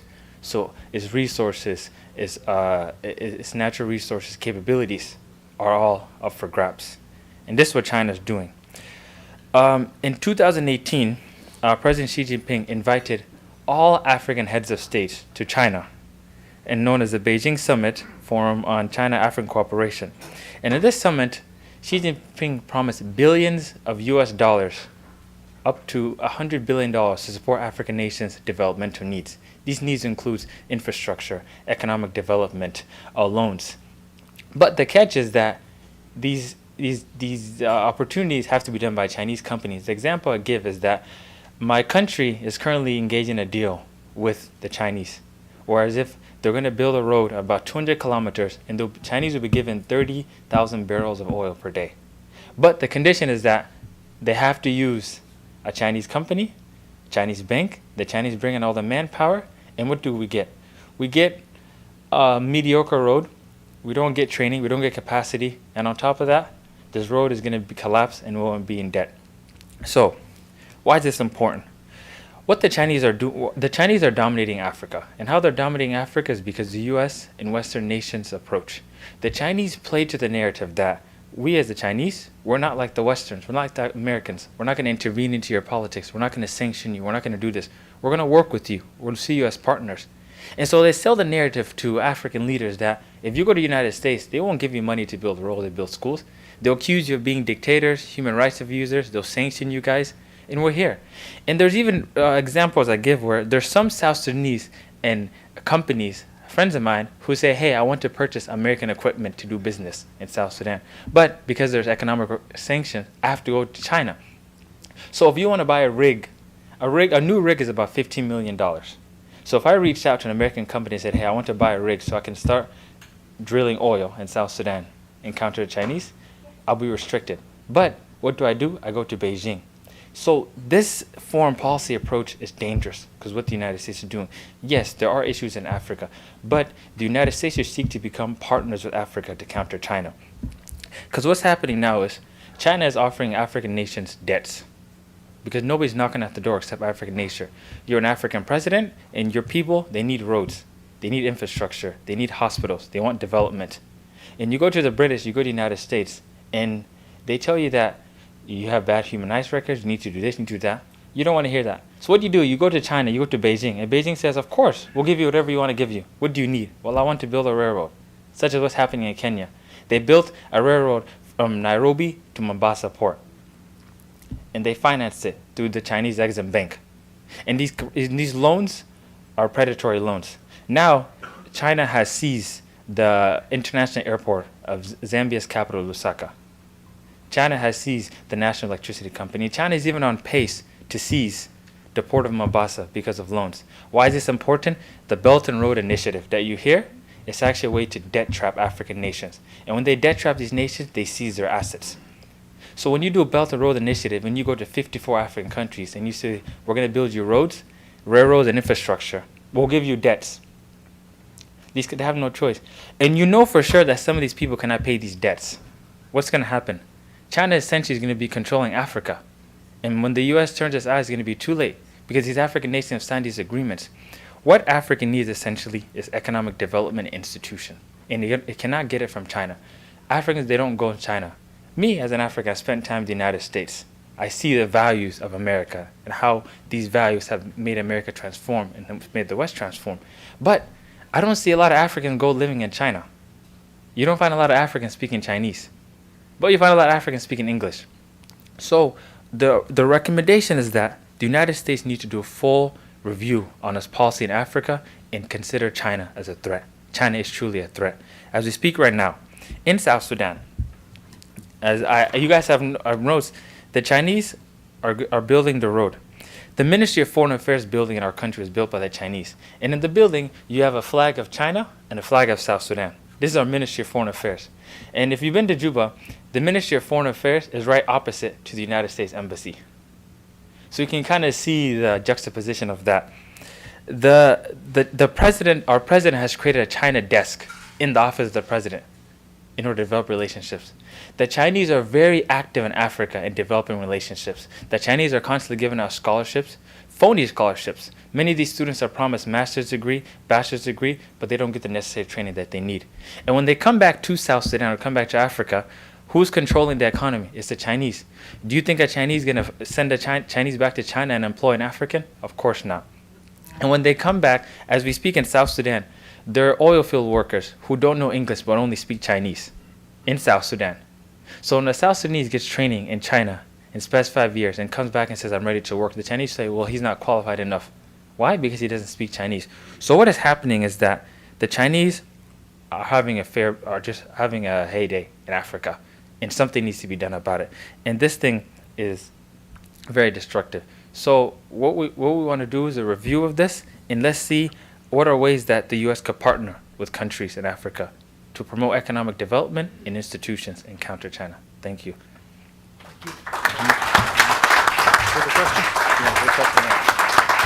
Any question? Sasha. Well, I think I can speak. No, they can't hear you. Questions that actually involved in a few cases 10 years ago.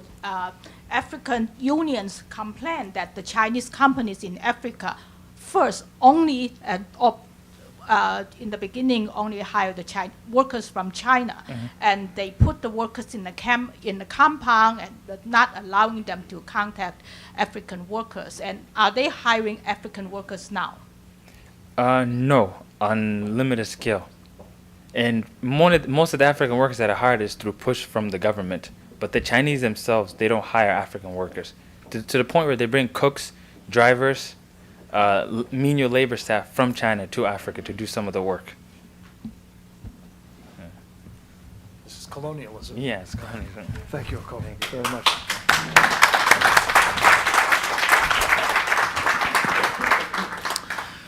It may be new colonialism, but it's still colonialism.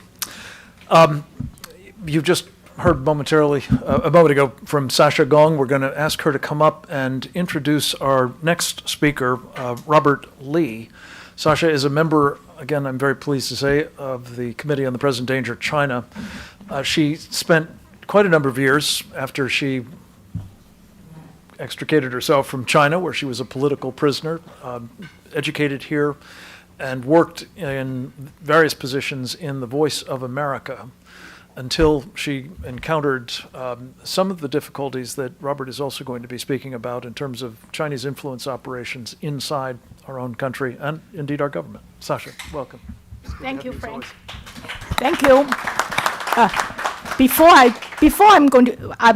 I will introduce my very dear colleague and good friend, Robert Lee, who actually stole the name of a great Virginian general. And I want to recognize my other very dear friend and colleague, Hu Chen Zhang, who served as Guang Cheng's interpreter before. Hu Chen actually is still working in Voice of America, but he got demoted. He's one of the greatest anchor and greatest journalists in the Chinese-speaking world.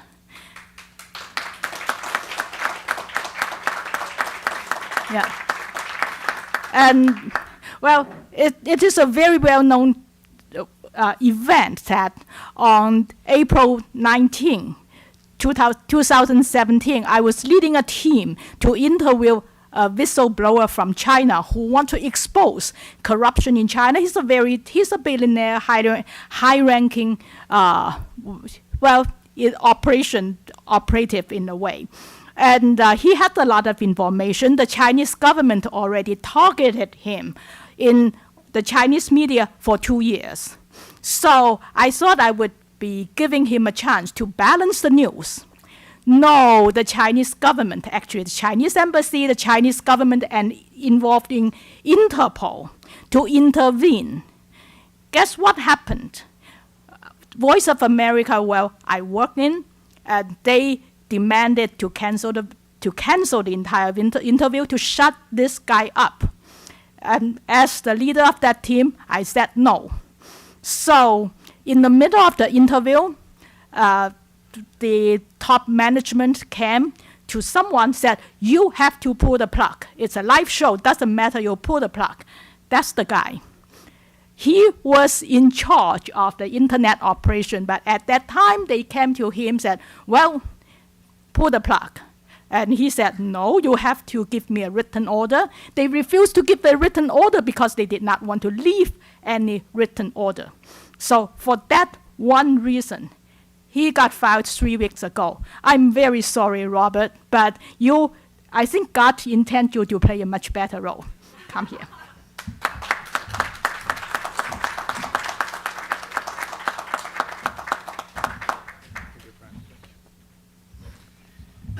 Okay. What an introduction. I'd like to show my thanks to Frank, to the Chairman Kennedy, and to a Committee on the Present Danger China to remember Tiananmen massacre. We want the whole world to know that we'll never forget. Last Friday, Twitter suspended hundreds of accounts. These accounts had a couple of things in common. First of all, the users of the accounts are Chinese, living inside and outside of China. And they tweet using the Chinese language. Second of all, the accounts are all critical of the Chinese government and Chinese Communist Party, the CCP. As for the date of the suspension, last Friday was May 31st, 4 days before June 4th, 2019, the 30th anniversary of Tiananmen Square massacre. Some have called these suspensions the Twitter massacre. I happen to manage one account which is within the suspended account. That's not my personal account. I managed it on behalf of a group of people. And Twitter explained that they may have made some mistakes in their routine checkup. I just got a Twitter message 40 minutes ago, and there is an explanation. A little background. We have automated systems that find and remove spam accounts, and yours was flagged by our systems as spam by mistake. Reports regarding your account submitted by other users did not play a role in these actions. What a convenient excuse. Think about it. Twitter suspends the accounts of users using Chinese language and being critical of the Chinese government 4 days before the 30th anniversary of the Tiananmen Square massacre. The timing is impeccable. Can we really believe that this is simply a coincidence? I must be very naive. If this happened in China, where censorship is the norm, then nothing would be amiss.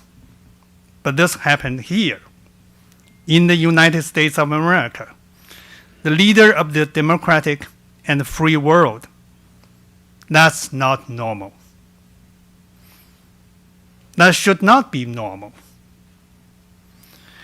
Since when has suppression of freedom of speech become normal here? This is what I want to stress today. We are being attacked from the inside. We're so vulnerable because the attacker is one of our own. And we are being backstabbed.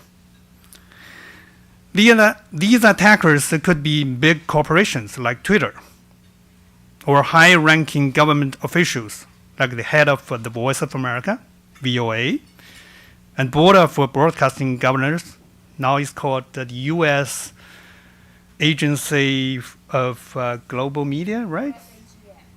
Okay, I'm not familiar with it. I'm still using BBG, who caved in to Chinese pressure and abruptly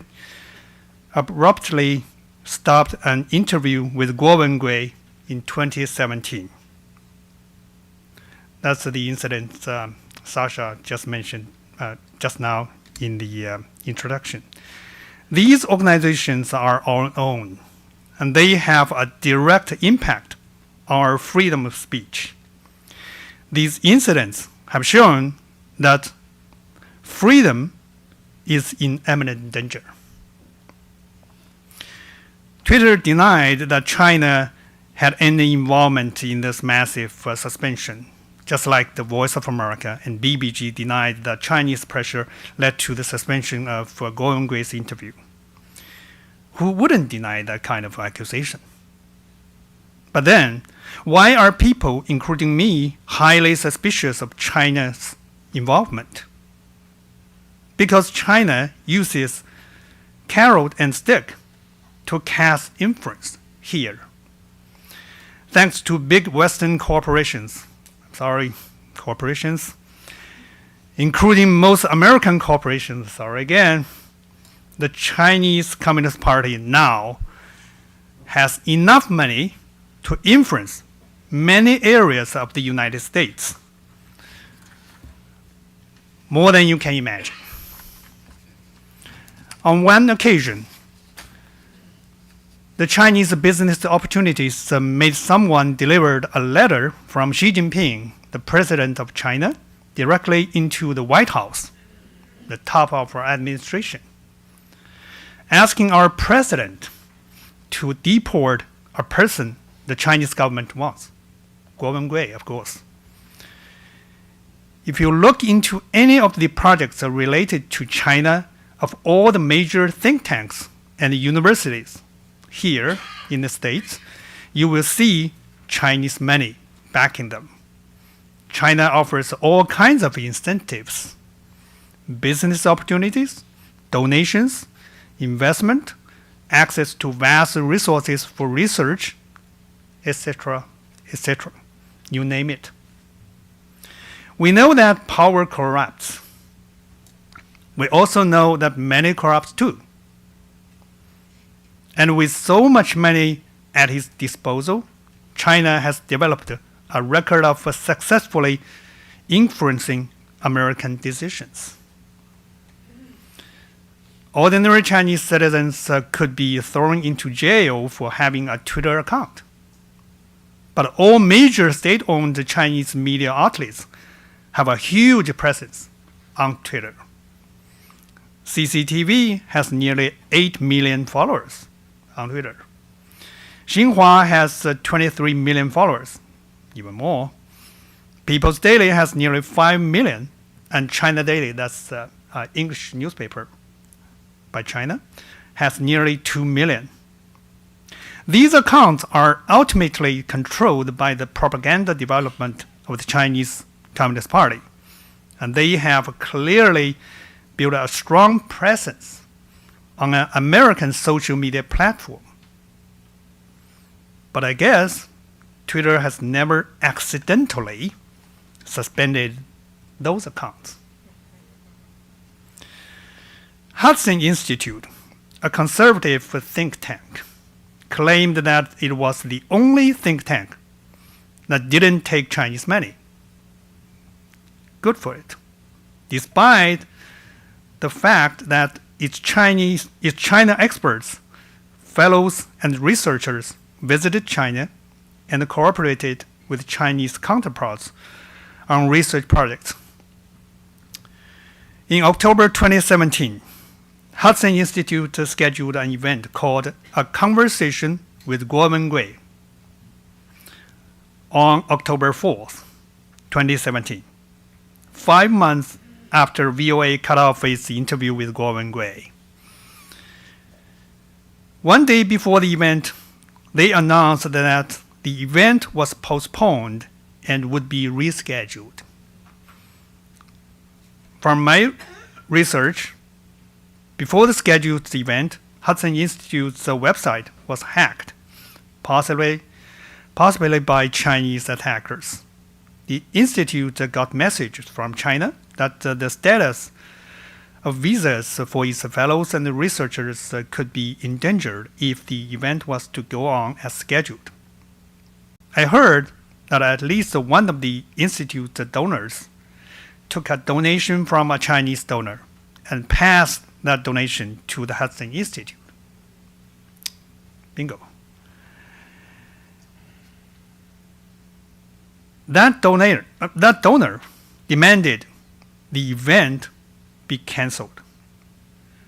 Now, that carrot, in the form of a donation, turned into a stick.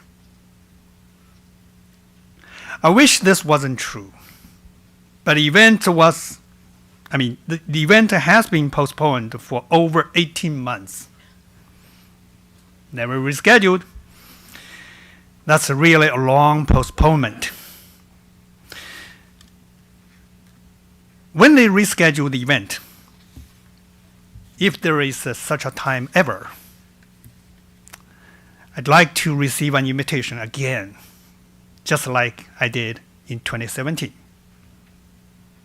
It is not that I'm so interested in the event, but I really hope they honor their words and prove there is really no Chinese money influencing the so-called postponement.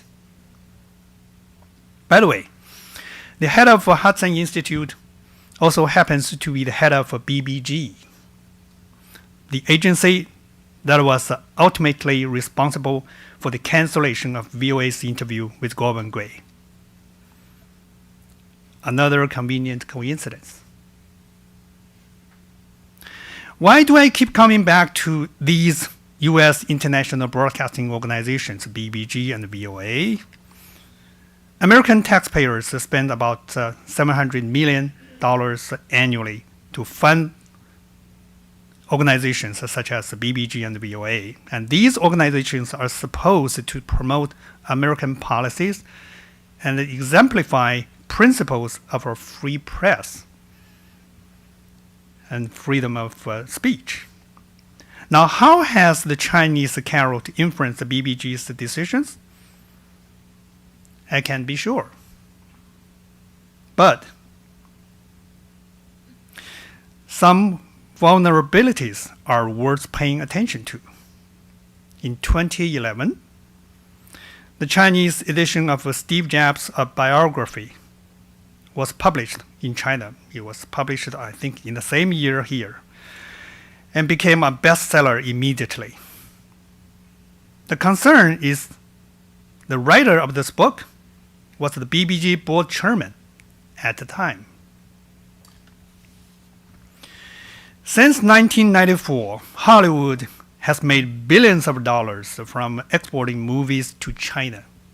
Now, Chinese money is funding some of the Hollywood's movies. This is the normal business, right? There's only one concern. During 2010 and 2012, the chairman and CEO of Sony Pictures Entertainment, which also owns the Columbia Pictures, was at the same time the interim presiding governor of BBG. Today, a top executive of VOA has a huge family business operation in China. At this very moment. Now, I'm not saying that these top executives have done anything wrong. However, when they face tough decisions about China, can they guarantee that the business benefits that they personally receive from China won't factor in? These are huge conflicts of interest, and we taxpayers can suffer because of them. I always say to evaluate people, you not only listen what they say, you pay more attention to what they do. Every 1 or 2 years, there is a survey of best places to work in federal government, an evaluation given by the federal employees for their own agencies. For years, out of 27 mid-sized federal agencies, BBG has always stayed in the lower quartile. Actually, for quite a few years, BBG was number 1 from the bottom. Out of 415 agency subcomponents, VOA, like its mother agency, has stayed in the lower quartile too, forever. The upper management of VOA rarely gives the director instructions to Mandarin service on what programs to do. Here are a few programs that the top executives of VOA instructed the Mandarin service to produce. The ivory smuggling in Africa. Talk to admissions officers of major U.S. colleges and universities. What major issues come to your mind when you think of China? Don't you think of the South China Sea, the Taiwan issue, cyber attacks, the trade war, human rights abuse, religious persecutions? Why would college admissions be more important than any of those issues when it comes to reporting on China? The top executives of VOA and BBG just don't get it. So, what is the solution? Yes, it's high time we fixed our own problems. So we need to clean our house. We need to eliminate the danger within before we can fight outside forces effectively. What can we do to prevent public platforms like Twitter from wrongdoing, such as the Twitter massacre? I don't have a well-thought solution. Maybe we need to have new laws or amend the old laws to regulate these platforms so freedom of speech and freedom of press can really be practiced without being influenced by China's carrot and stick or anyone else. As for BBG and VOA, the U.S. international broadcasting agencies, we need a total overhaul. If necessary, eliminate them completely and build a new agency. In any case, change must start with a comprehensive overhaul of leadership, as Secretary of State Pompeo suggested to the Congress. We need to locate and hire the leaders with clear and sound international visions, knowledge of American interests and values, and the ability to advance those interests and values around the world with no personal or business interests with China and other current or potential adversaries. Without the complete overhaul of leadership, other structural change won't work. Simply put, we need a few good men and women too. God bless America. Thank you. Quick question? Anyone have a question for Robert Lee very quickly? Yes, sir, right here. Yeah, I basically have two questions. Just one question, sir. Oh, okay. So I think we should have a congressional hearing on the Twitter. It's very important. Congress paid a lot of money for the Twitter's revenue. I totally agree. I think we need to work on legislation to have rules set. So those corporations have to abide by our values, our values of freedom of speech, freedom of press, human rights, and democracy. Wonderful. Thank you, Robert, very much.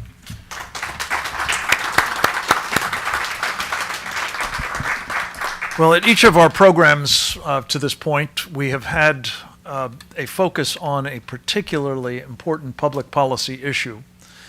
And I'm very pleased to say this will be no exception to that. It is the 5G competition with China. And for those of you who've been tracking these issues, we want to make sure that you check out the really remarkable array of insights and assessments of both the stakes involved and the way ahead that has been provided by our previous speakers. You can find the videos at presentdangerchina.org. Today we have the privilege of being addressed by a man who has been working in this space and, among others, on strategic technologies as an investor, seeking to try to help our country compete successfully against China and ensure that we actually prevail, as President Trump has indicated he's committed to doing, in this very high-stakes competition. His name is Andrew Whitney. He is the CEO of Energy Investment Partners. Welcome, Andrew.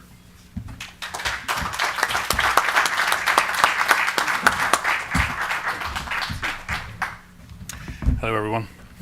It's terrific to be here. Very grateful to Frank and to Brian, obviously, for the opportunity to talk to you all. I've got a fairly broad task here, which is to try and explain where I think we need to go in this 5G space. But to do that, I think it's really important to establish a baseline of knowledge so that people actually understand the actual significance of this 5G thing. Because what you tend to hear about is a lot of kind of doom and gloom and disaster, and I think it would be a lot easier for people to understand the severity of all this and also the types of decisions we need to make if people had a better understanding of the core issues. So I'm going to talk about kind of background, baseline, what is 5G, because nobody ever really defines that when they talk about it, what the threat is, what the problem is, what I think the solution is, and then what we need in order to get to that solution. 5G can be a tremendous asset. It will be a tremendous asset if it's done correctly. It'll be a great resource for opportunity, quality of life. But in order to realize that benefit, it means not giving it away, giving the future away to networks powered by Chinese equipment. So today I want to cover some core concepts, a little bit of a kind of a decent grounding in all this, and address a communications issue, literally and figuratively, about 5G, because I think you can't expect to understand something that you don't understand the fundamental elements of. So there's that. We're going to talk about the scale of the threat, and we're going to talk about some good news, which I think is a big win for America, allies, and the free world.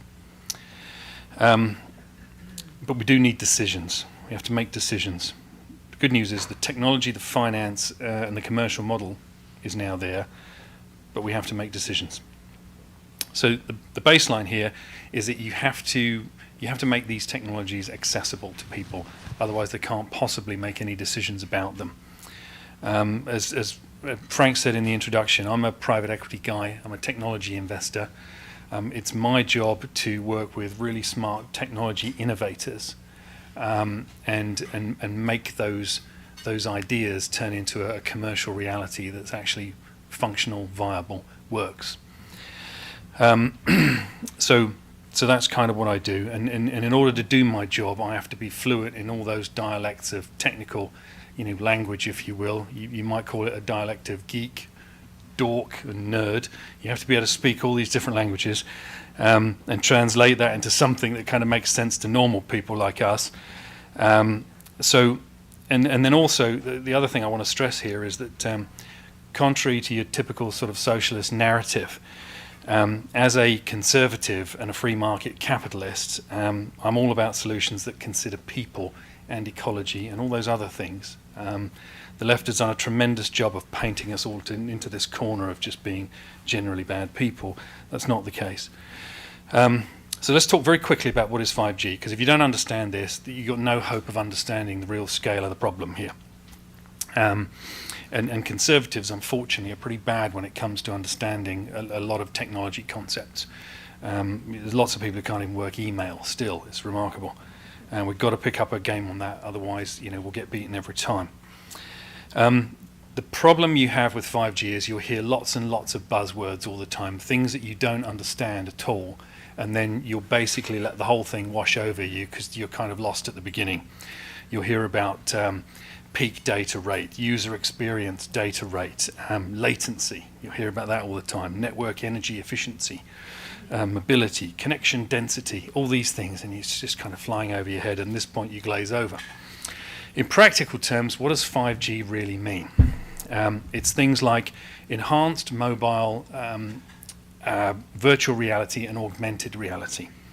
That's not just about playing Pokemon Go. It's about the type of functionality where, as I'm standing here explaining a frequency spectrum, as you look at me, if you held up a device or you were wearing a pair of glasses, you would see a representation floating in front of my face of where all the parts of the spectrum are, and this is additional information that's augmenting your experience of reality. You can do that with 5G. It's things like being able to use combinations of different types of wireless technologies to serve underserved or unserved areas, rural areas, things like that. You can interlace all that stuff when you're talking about 5G technology. It's about ultra reliable, low latency communications. Now again, that sounds like a real mouthful. Why does that matter? Well, it's nice to have nice, clean, clear communication, but it means you can have things like factory automation or remote surgery. Latency is lag, basically. So you can perform an operation at a distance using a robot with zero lag between your inputs and the cutting surface. It's remarkable stuff, but it's only possible with 5G. Enhanced V2X, that's vehicles to anything. Vehicles to pedestrians, vehicles to infrastructure, things in the way, stuff going on, inputs constantly between vehicles, including flying ones. You won't be able to have any flying vehicles until you've got all this kind of communication going on between the vehicle itself and the surroundings and the occupants. You can do that with 5G. And then, of course, the one that everybody hears about, which is massive Internet of Things. So sensors everywhere, sensors all over the place. Networks, smartphones, buildings, smart cities, precision agriculture, sensors everywhere. You can only process that in a 5G environment. So it's a lot more than just, bigger, faster downloads of movies and games. That's the kind of narrative that's pushed at the consumer because they think that's the only thing the consumer's interested in, so that's all you tend to hear about. But 5G, to be clear, it has the power to determine economic success and failure. There is no overstatement of the case. If you doubt that, consider that there are 500,000 counterfeit retailers on Amazon right now that copy the real owner of a business or a piece of IP, clone the product, and put the price up there 1 cent lower. So the pricing algorithm in Amazon shows that product top of the list, and that's the one you buy because it was top of the list and it was cheapest. That's happening in real time on Amazon already. Now, if you use 5G to look at the inventory levels in any given region or market in the moment, you can adjust your pricing and destroy anyone else in that space. This is immensely significant. But more than that, it controls power over life and death. And I want you to remember that point because we're going to come back to that. So what are the challenges of 5G? It's basically about management of spectrum, of data and compute, and cost. That's really what it boils down to. Health is not an issue. I can explain that if anyone wants to see me afterwards, but health is not an issue with 5G, even though there's been a narrative push that it is. Very quickly on the subject of spectrum management, you have to understand the difference between wavelength and frequency. So wavelength is the length of a sine wave. Frequency is how often that effectively occurs in a given period of time. Why does this matter? Essentially, the longer wavelength you've got, the further it will travel, but the less carrying capacity it has. The higher the frequency you've got, the more carrying capacity it has, but it won't go so far, and it requires a lot more energy to push it. So this means that essentially what you want is the best of both worlds. You want to be in the middle of that spectrum. Well, the issue is that everywhere else in the world, that is where the 5G battle is occurring. But that part of the spectrum, and we're using some simplifications here for expediency, but that part of the spectrum in the US is currently controlled by the Department of Defense. So there's some debate about using a completely different part of the spectrum called millimeter wave, but millimeter wave is much higher frequency. It involves a lot more power use. It involves a lot more frequent towers and implementations, which drives up your network infrastructure cost. So for all of those things, there are issues there. That's just the spectrum piece. So what's the threat? Well, it starts because the way licenses are currently apportioned in effectively every major market is they end up going out to a bid process where the usual suspects come along and they bid up the value of these licenses, and then they get that spectrum.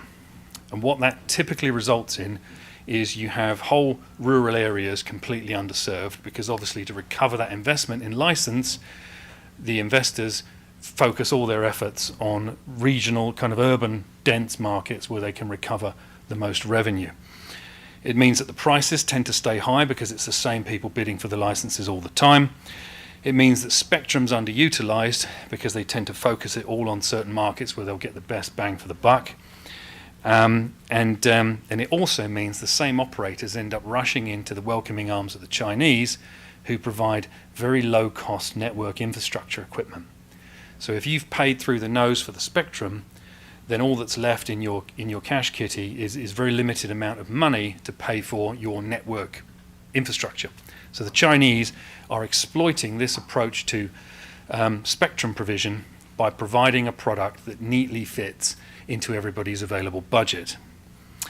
Why would China go to such lengths to do that? Why would you provide such massive subsidy? Well, it's because they understand that the power of these networks and the data is enormous. It will bestow a power more complete and fungible than any weapon system ever deployed on this planet. You can contextualize this as like in the Marvel Avengers universe as basically saying it's like Thanos with all 5 Infinity Stones. Basically, it's control over everything. It will allow you to annihilate anybody's commercial position, marginalize anybody's military forces in a given theatre, negate somebody's popular support, and basically crash all of your cars, pacemakers, and supply chains. You can do that kind of thing with 5G technology. So I'm not joking when I say it is power over economic futures and even life and death. This is all real. I can walk you through the examples if you want to have them afterwards. I'm just trying to get through some of this stuff. So if you gave me a choice between domination of 5G and unlimited nuclear missiles and other weapons, I'll take 5G all day long. China is a totalitarian communist government that has somewhere between 1 and 3 million people in actual concentration camps, and you can't give those people control of this. They've made it clear they will stop at nothing and see all means as legitimate, including targeting families far in the rear of the battlefield. I mean, this is a Chinese military doctrine book that you've probably all read, Unrestricted Warfare. It makes it absolutely clear that they consider that a legitimate means of warfare. 5G is simply the best tool they could ever have hoped for, and they will not hesitate to use it. These are the same guys from the Great Leap and Tiananmen Square and the one-child policy that we've heard about. They cannot be allowed to dominate 5G. America must have its own secure 5G solution and provide alternative leadership for the free world. The good news is I'm pleased to say that we now can. So if we recap the challenge, it's management of spectrum, data and compute, and cost. You've been told they've got us beat, that we don't even have the technical capability or the skills anymore after years of offshoring, and that we will never muster the capital to roll this out. What if I told you we do in fact have the technology to do this with superior computation power and energy efficiency, with a totally secure US supply chain and completely cyber and EMP hardened? We actually have that. The spectrum's there. We also have what we believe is a very workable business model for all stakeholders. It's a private sector solution. It includes everybody, including the ignored rural folk, reduces costs, and it drives huge benefit for the US economy. What do we need? Timely decisions, not ruled by committee. We need more widespread understanding of what's at stake here, because people don't understand the things that I've just explained to you. They can't possibly understand the severity. And we need more of the same excellent, bold leadership that the White House has been showing with things like the executive orders on secure supply chain and resilience. So it's about decisions and communications. Thanks. Cool. Question?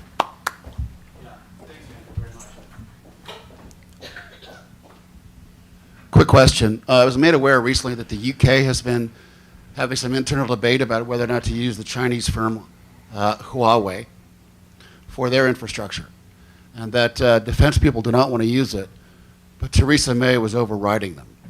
Now, she's about to be gone, but apparently one guy was even fired for coming out and spilling the beans on it. Do you know anything about that situation? So, and whether our intelligence people are concerned if they can work with them and share intelligence? Are you picking on me because I've got a funny accent? No, it's a good question actually, and it's a terrible thing. Obviously, for the Chinese, picking off the Five Eyes as they're known is a tremendous coup, and Theresa May has apparently gone off on a particular tangent in that regard because the security services over there are quite vehement that they want nothing to do with it. They said the same thing about the Chinese-backed plan to build a nuclear power plant called Hinkley C, and part of the deal there, orchestrated by the former Prime Minister David Cameron, was that Chinese money would come in and provide the capital for this, somewhere in the region of sort of 35 to 50 billion pounds, and the Chinese would get complete control of another nuclear reactor site. And MI5 came out and said, this is absolute madness, this cannot happen. And it turned into a big tussle. So the same thing has happened on this 5G thing. Thankfully, that the people voted with their feet in a recent election. The Prime Minister, Theresa May, will be considering alternative career options now, and not a moment too soon. I'm just really glad I'm an American, frankly, but we can save them because we've got a great solution now. So your question's a very good one. We have an all US secure supply chain solution that will absolutely be a great opportunity for all of America's allies to kind of jump on board with and provide a real alternative to that. Because that's how they're getting in. They're getting in because they're exploiting a cost-driven strategy, and they're the only opportunity in the room. So as our colleague from South Sudan has said, you can't beat something with nothing. If nobody else is there saying, hey, we've got this, then what are they to do? So I hope that answers your question. Good. Adequately. Thanks. Thank you. Appreciate it.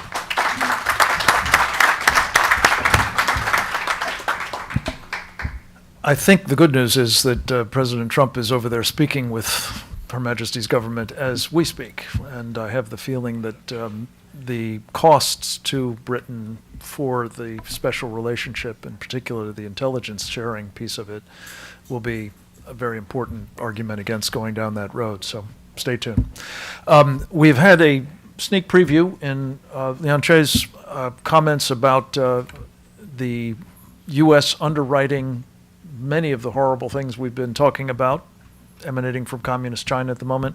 I'm very pleased to have my colleague, friend Roger Robinson, former Senior Director for International Economic Affairs at the Reagan National Security Council, one of the men who helped President Reagan translate the 1970s version of the Committee on the Present Danger into a strategy for taking down the USSR. And we're pleased to have him come back to talk a little bit more about a case study of how American investors are unwittingly enabling the sort of police state apparatus that Lon Chow also talked about, and talked to us about Hick Vision. Roger Robinson.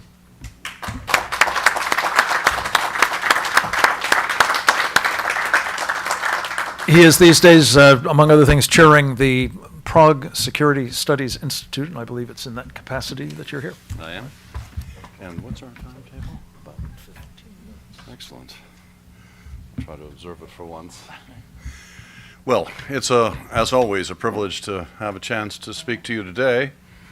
As Frank knows, and the committee has rather fulsomely explored this rather new topic of the Chinese corporate presence in the U.S. capital markets. And to the surprise of many, we're not talking about small change. We're talking about hundreds of billions of dollars of oftentimes high risk, what folks would, I think, immediately conclude are Chinese bad actors from the perspective of national security and human rights abuses that have successfully entered our markets, and in so doing, the portfolios of average Americans, including those in the room. Now, it's not just a few Americans. I don't know how many Americans total are in the markets, maybe 180, 200 million if I took a rough guess. So we're talking about the bulk of the population of the United States.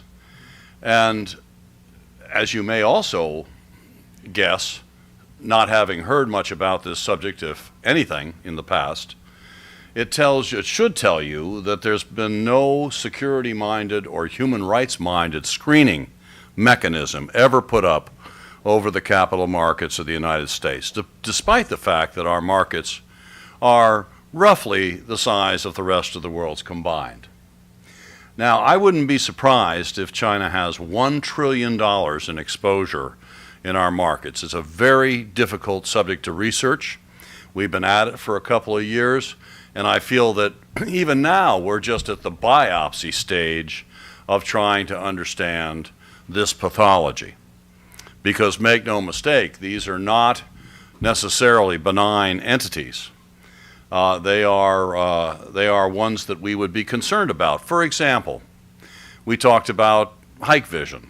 Obviously, they are one of the world's, if not the world's, leading provider of surveillance cameras that are littering the tops of the walls of the concentration camps, housing 1, 2, or more million Uyghurs. This is something I'd like to come back to because we are finally getting action in that portfolio, having highlighted the fact that Americans are unwittingly aiding and abetting the concentration camp business, which is something that I think we'd all be loath to see as using our hard-earned investment dollars, whether our retirement systems or one of other many funds, from index funds to exchange-traded funds, mutual funds. It's a long list. And it's faceless fund managers that we all, myself included, turn our funds over and hope that they'll do the right thing. Well, they may be going for return, but they're not going for values, and they're not going for moral compass. That's what I'll assure you of today. Illustrations. China Unicom sounds benign enough. Listed on the New York Stock Exchange, no less. A serial PLA contractor. They provide the telecom services to the Chinese military in the South China Sea, including its signal intelligence facilities.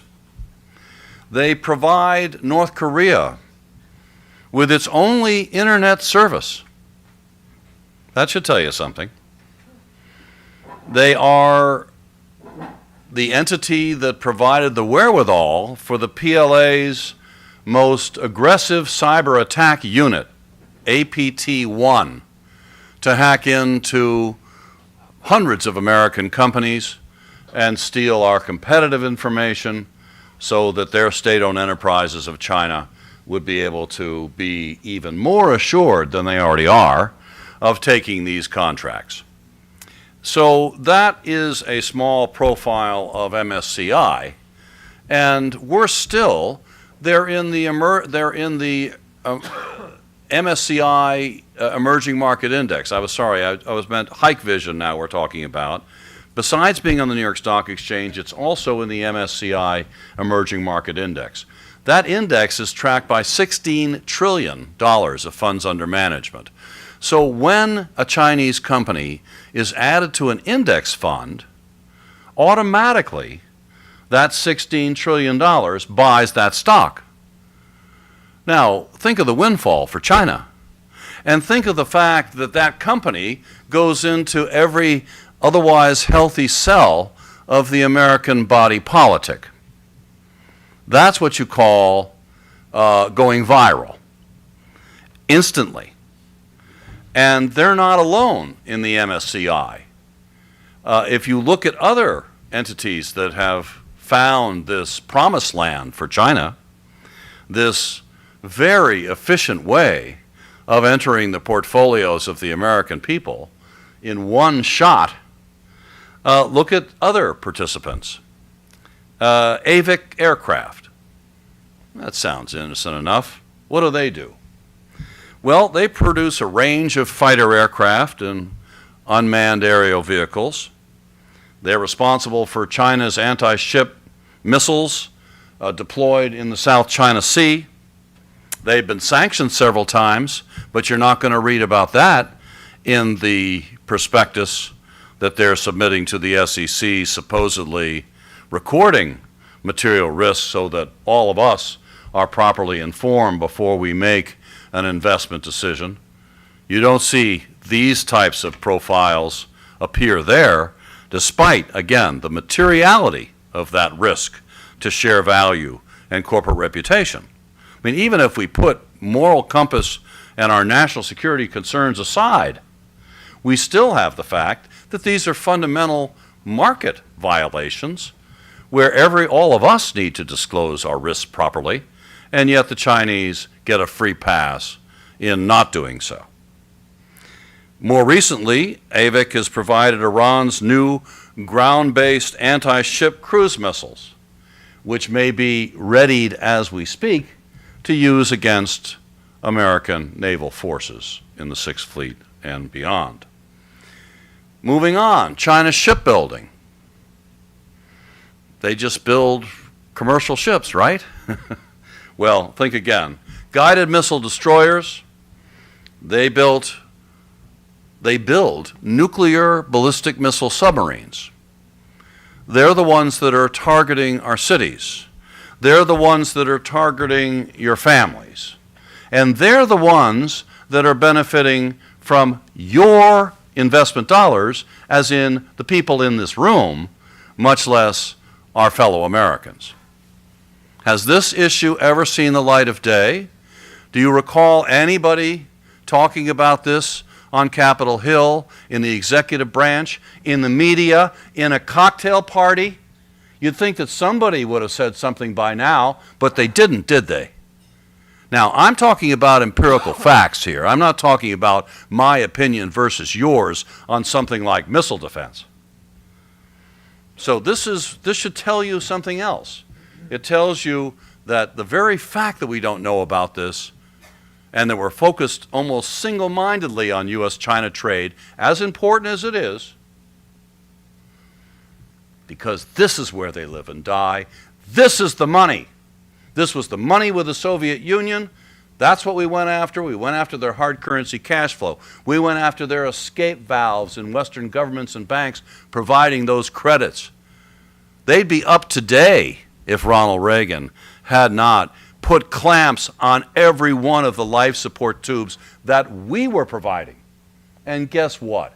Here we go again. Now, Hikvision, I'll conclude by saying, it could be a success story. This issue has been out there for a while. The human rights community, our friends at the Victims of Communism Memorial Foundation and others, have been alert to this for a long time, that they were aiding and abetting these concentration camps and the fate of this massive number of people that you can see from space. Well, but it's hard to give it expression. It's hard to get critical mass attention, much less action. Well, we've made a breakthrough there, which is we're now able to look at publicly traded Chinese companies with a presence in our capital markets who are providing the wherewithal for that facial recognition technology, for those very surveillance cameras that keep them tucked away behind razor wire. Now, this is out there. And Victims of Communism and others have made it so. Now we're hearing that Hikvision may be being readied for the entity list of the Department of Commerce, where you need a license to supply any components. I mean, this could be a major problem for Hikvision, to say the least. You see what's happened to Huawei. You saw what happened to ZTE before that. And I think, with any luck, Hikvision is going to hit the wall on that entity list, remembering that their parent company has already been put on the entity list because they're, big surprise, a national security violator. Can we have more Hikvisions? Can we bring recognition to this issue once and for all? And the answer is yes, we can. We have the power to do this. This is our money. We have a right to hold Wall Street accountable. We have a duty to do so. And finally, we can give expressions to our most coveted values, both national security and human rights. Thank you very much.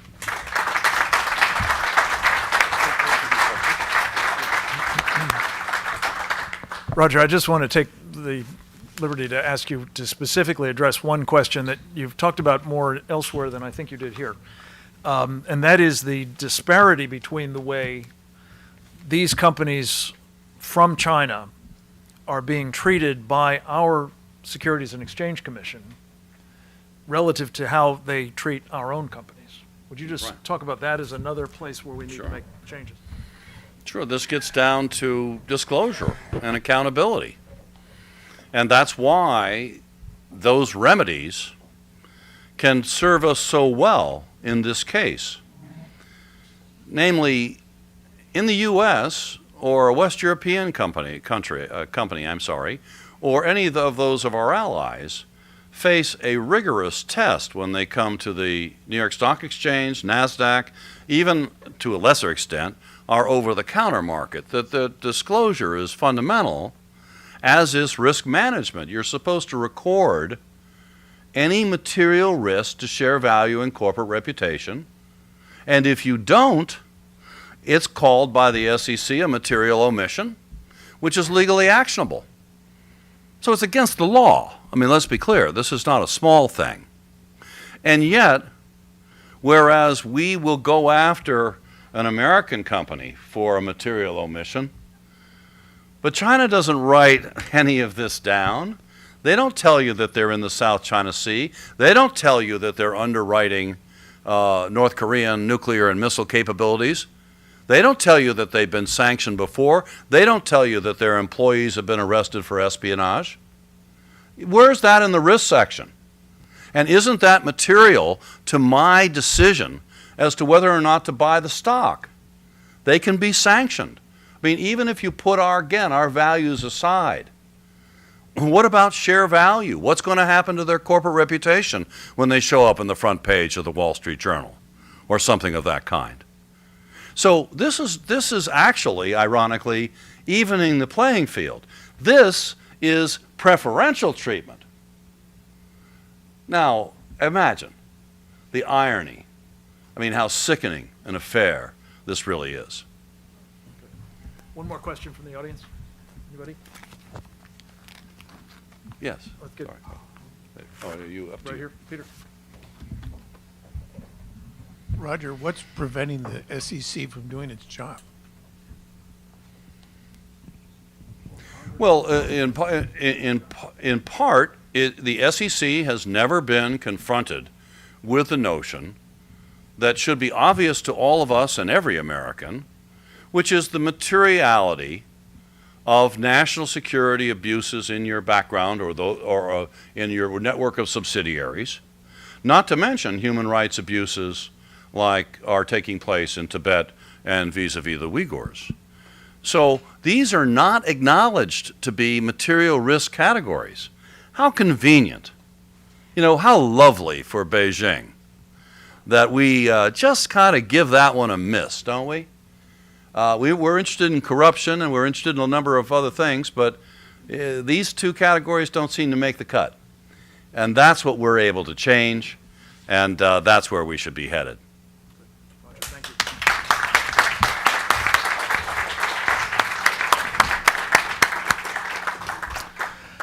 Finally, I'm very pleased to say we have with us one of the men who helped inspire the Committee on the Present Danger China, who has been very active with the committee and particularly has participated brilliantly in a number of the previous threat briefings that we've done here. In fact, I was very anxious to have him come back and reprise a message that he imparted to some of the people Roger was just talking about on Wall Street in one of the programs that we did up there about a month or so ago about freedom and what's really on the line at the moment now with Communist China and its efforts to deprive really the freedom of the world. His name, of course, is Steve Bannon. He has just blown in from Europe, where he was working to prop up freedom over there. We're very grateful to him for that. And he is, of course, a former strategic advisor to President Trump and chairman of a great news organization, Breitbart, and member of the Committee on the Present Danger China. Welcome, Steve.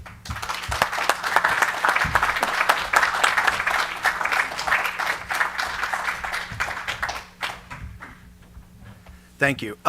That's a reason I wanted to get back here today was to give you a report from the front. You know, I think the last time I saw you folks was the last week of April, and historic.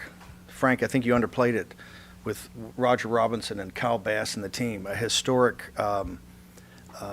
Committee on the Present Danger briefing at the St. Regis Hotel in Midtown Manhattan about finance, Wall Street, capital, and how it's created this Frankenstein monster, which is the radical cadre, the CCP, that controls China. I've had the opportunity since we last talked to go to Norway, Berlin, Italy, France, London, and Kazakhstan.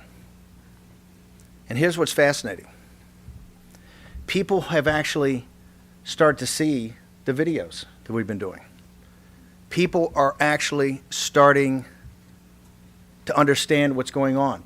In every capital I was in, and I was over there principally for the European parliamentary elections, but in every capital where I would meet with business leaders, political activists, people in the populist movement, people in the sovereignty movement, some people who are in government today, and particularly financial people. We are at an inflection point because the world is starting to awaken that something has gone terribly, terribly wrong. And the reason it went terribly wrong is because of us. It is our capital, our technology, our elites that have imposed this on the Chinese people. This is not about the United States versus China. This is not about the industrial democracies versus China. The Chinese people are among the most noble, hardworking, family-oriented, terrific people on the face of the planet in their history of when they're allowed to have freedom of speech and freedom of religion and freedom of assembly and property rights and the rule of law is unparalleled. It's second to none. In Hong Kong and in Taiwan, in Southeast Asia and Singapore, in London, and in the United States of America. It was driven home to me actually in Berlin. I was talking about, I was making an analysis and doing an analysis in a presentation about Made in China 2025. As you all know, the three prongs of the geopolitical tsunami that is hitting us from Beijing, from President Xi and Wan Xishan, is One Belt, One Road, Made in China 2025, and Huawei's 5G rollout. Game, set, match. The most extraordinary, ambitious, audacious geopolitical roll-up in mankind's history.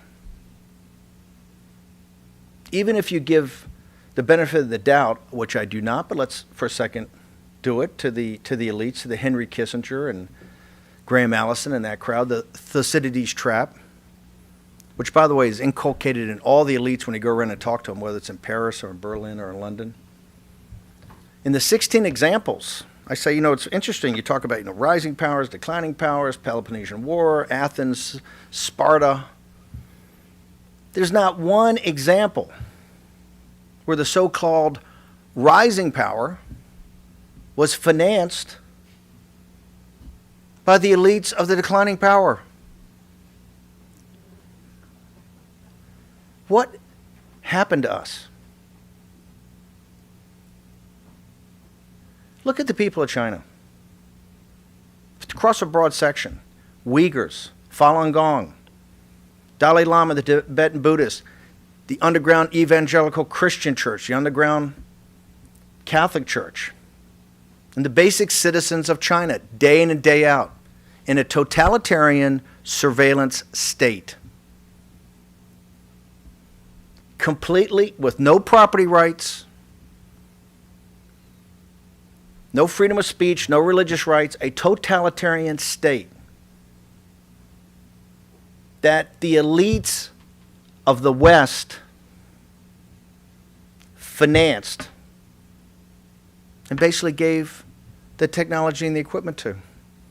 NPR had a great report a couple of weeks ago. I think it was 500 companies. There was 200, 500 companies that they had gone to the files, had all somehow gone to I think it was the Treasury Department, Department of Commerce, and complained about not just forced technology transfer, but cyber intrusions, technology theft, forced technology transfers, all there. The reporter, no right-winger, not from Breitbart, from National Public Radio, went around. Every executive said, it's terrible. We're getting crushed. Not one executive would go on camera, would be interviewed, would give their name, etc., for fear. In Germany, it hit me in the solar plexus. Somebody sat there and said, Merkel and this crowd, and the Davos crowd, and the guys in Brussels are exactly like Hillary Clinton and the elites in the United States. They lost confidence in themselves. They lost faith in themselves. They actually believed that we are the declining power and that they're the rising power. And who's going to pay for that? Who's first paying for it is the Chinese people. It's upon their shoulders that this burden has been foisted.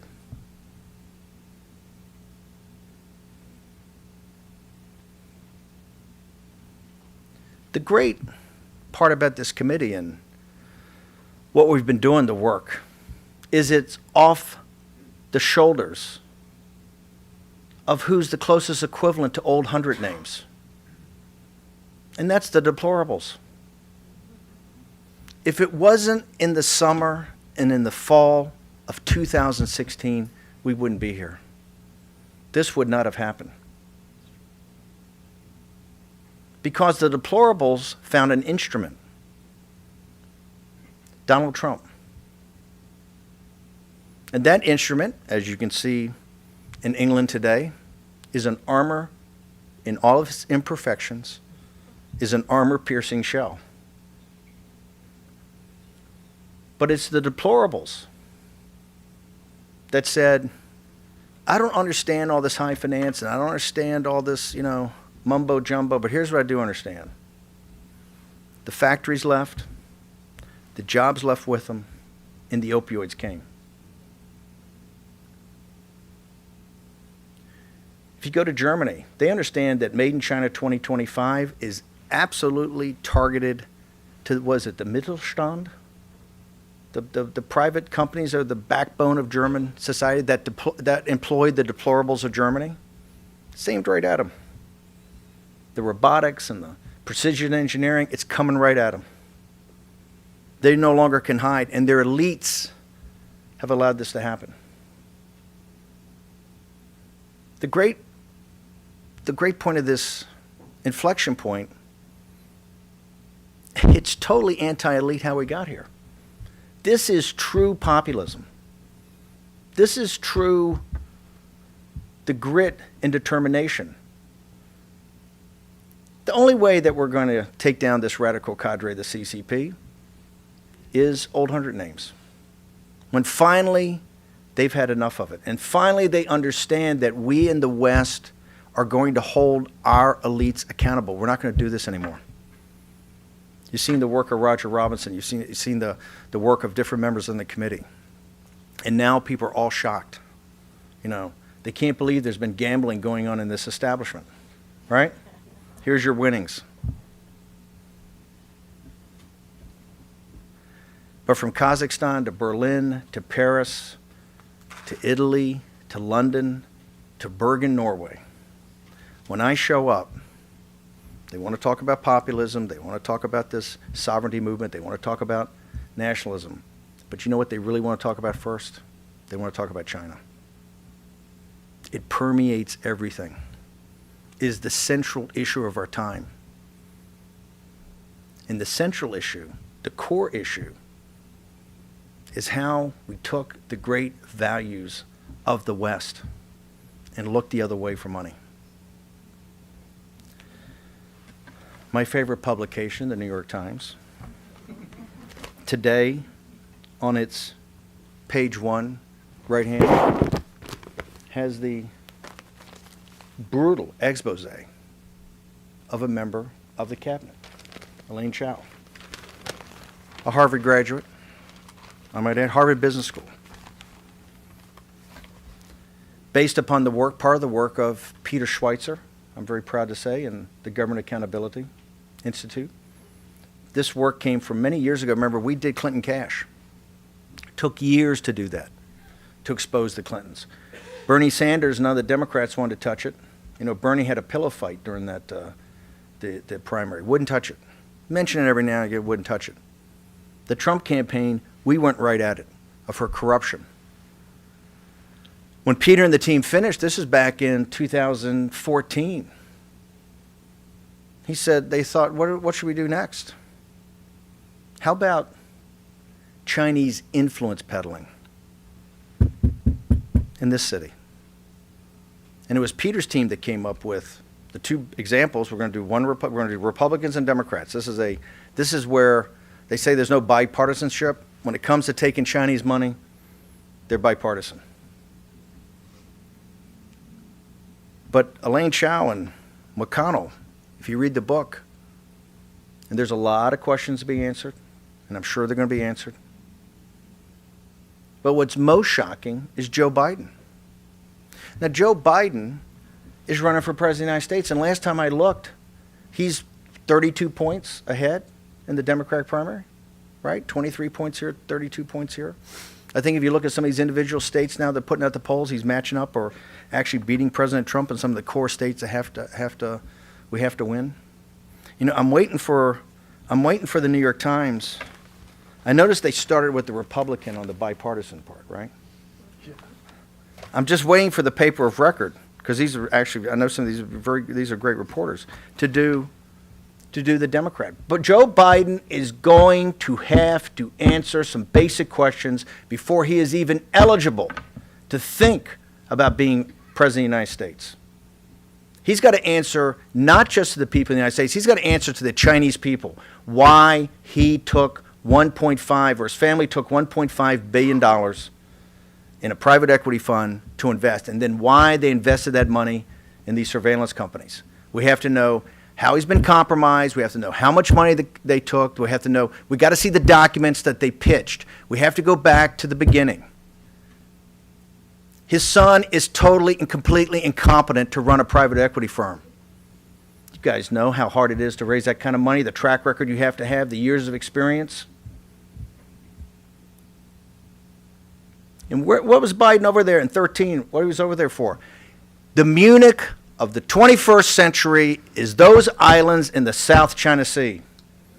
They're going to cause more problems for Asian people in Korea, in Taiwan, in Singapore, in Japan. Those are stationary aircraft carriers. They allow the radical cadre, the CCP, to say this is a territorial sea, this is ours. Biden went over there, and Biden looked the other way. And Biden looked the other way in that entire time frame when they took hard cash from the Chinese Communist Party, the Bank of China. Remember, the Bank of China, unlike other G20 countries, is not independent. It reports not to the state, it reports to the Chinese Communist Party. I know we got a time limit. I got a bolt, but here's what I want to tell you. The work that we're doing here is incredibly, incredibly important, and people that matter are looking at this now. Major publications, every day there's another expose. Every day they're asking questions like Roger Robinson just asked. Why are there different reporting requirements? Why can't you see the accounting papers? Look at these bankruptcies. Look at this bank that failed the other day, the regional bank in China. The other one's on the watch list. What was it, 25? I think it's 20 have not reported latent reporting. Wait till those dominoes start falling. Let's talk about the World Bank. Let's go into the World Bank and find out what they're doing to finance China. This is an outrage. And here's why it's an outrage. It's an outrage that we in this city, in Wall Street, in the city of London, in Frankfurt, can fully understand what's happening to the Chinese people. They all know what's happening to the Uyghurs. They all know what's happening to the Dalai Lama and the Tibetan Buddhists. They all know what's happening to Falun Gong. They all know what's happening to the underground Christian and Catholic Church. They understand the surveillance, totalitarian dictatorship of what it's doing to the Chinese people. Everybody knows. You can't hide anymore. And yet, they still want to finance it. They still want to provide the technology for it because they want to make a buck. We have to stop that. We have to hold ourselves accountable. This was not Xi. This was not Wan Xishan. This was us. We did this.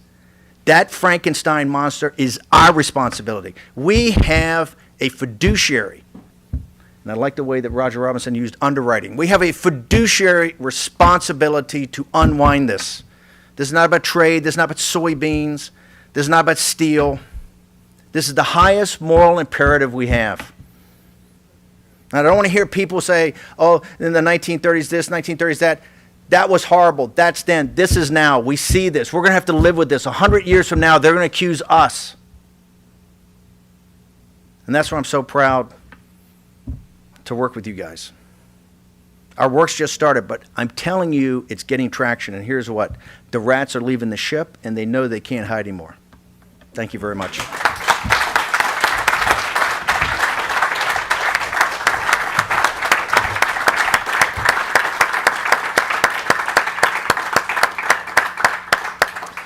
As I call Brian Kennedy up, I just wanted to say a salute to Steve Bannon on his way out the door. The quick, succinct takeaway from all of this, I think, is something he said in New York. We live in a sort of homage to Abraham Lincoln. A global house divided half free and half slave. And the people who are enslaving the part that is unfree are the Chinese Communist Party. And the people who are enabling them to do that are us. I'm going to close out my part of this by just saying thank you to you all for being here, for staying, as well as for joining us via the live stream and video. Let me reintroduce my colleague and friend, Brian Kennedy, Chairman of the committee. Thank you. Thank you, Frank. And let me just add my thanks for everyone who was here with us today and everybody who's online. I thought Steve Bannon was great, and I really just wanted to answer his question. He asked, how is it possible that we've gotten to the point where we're financing China and their efforts to destroy the United States? And I think I'd answer by saying that we no longer believe in the virtues of our civilization. We no longer believe in what is good about America. That American elites have spent 100 years telling us that we were a bad people, that our history is deficient, that our principles are inadequate. And I believe one reason Donald Trump was elected was because Americans don't buy that. They believe we have a good country. We believe in the principles of human equality. It has been the efforts of this country that has provided more freedom and justice for more people than at any other time in human history. The work of this committee is to remind Americans of that fact. If we get that right, nothing China can do will be able to stop us. And if we get that wrong, God help us. Thank you again for coming. It's a great pleasure to be with all of you, and the meeting of this committee is today adjourned.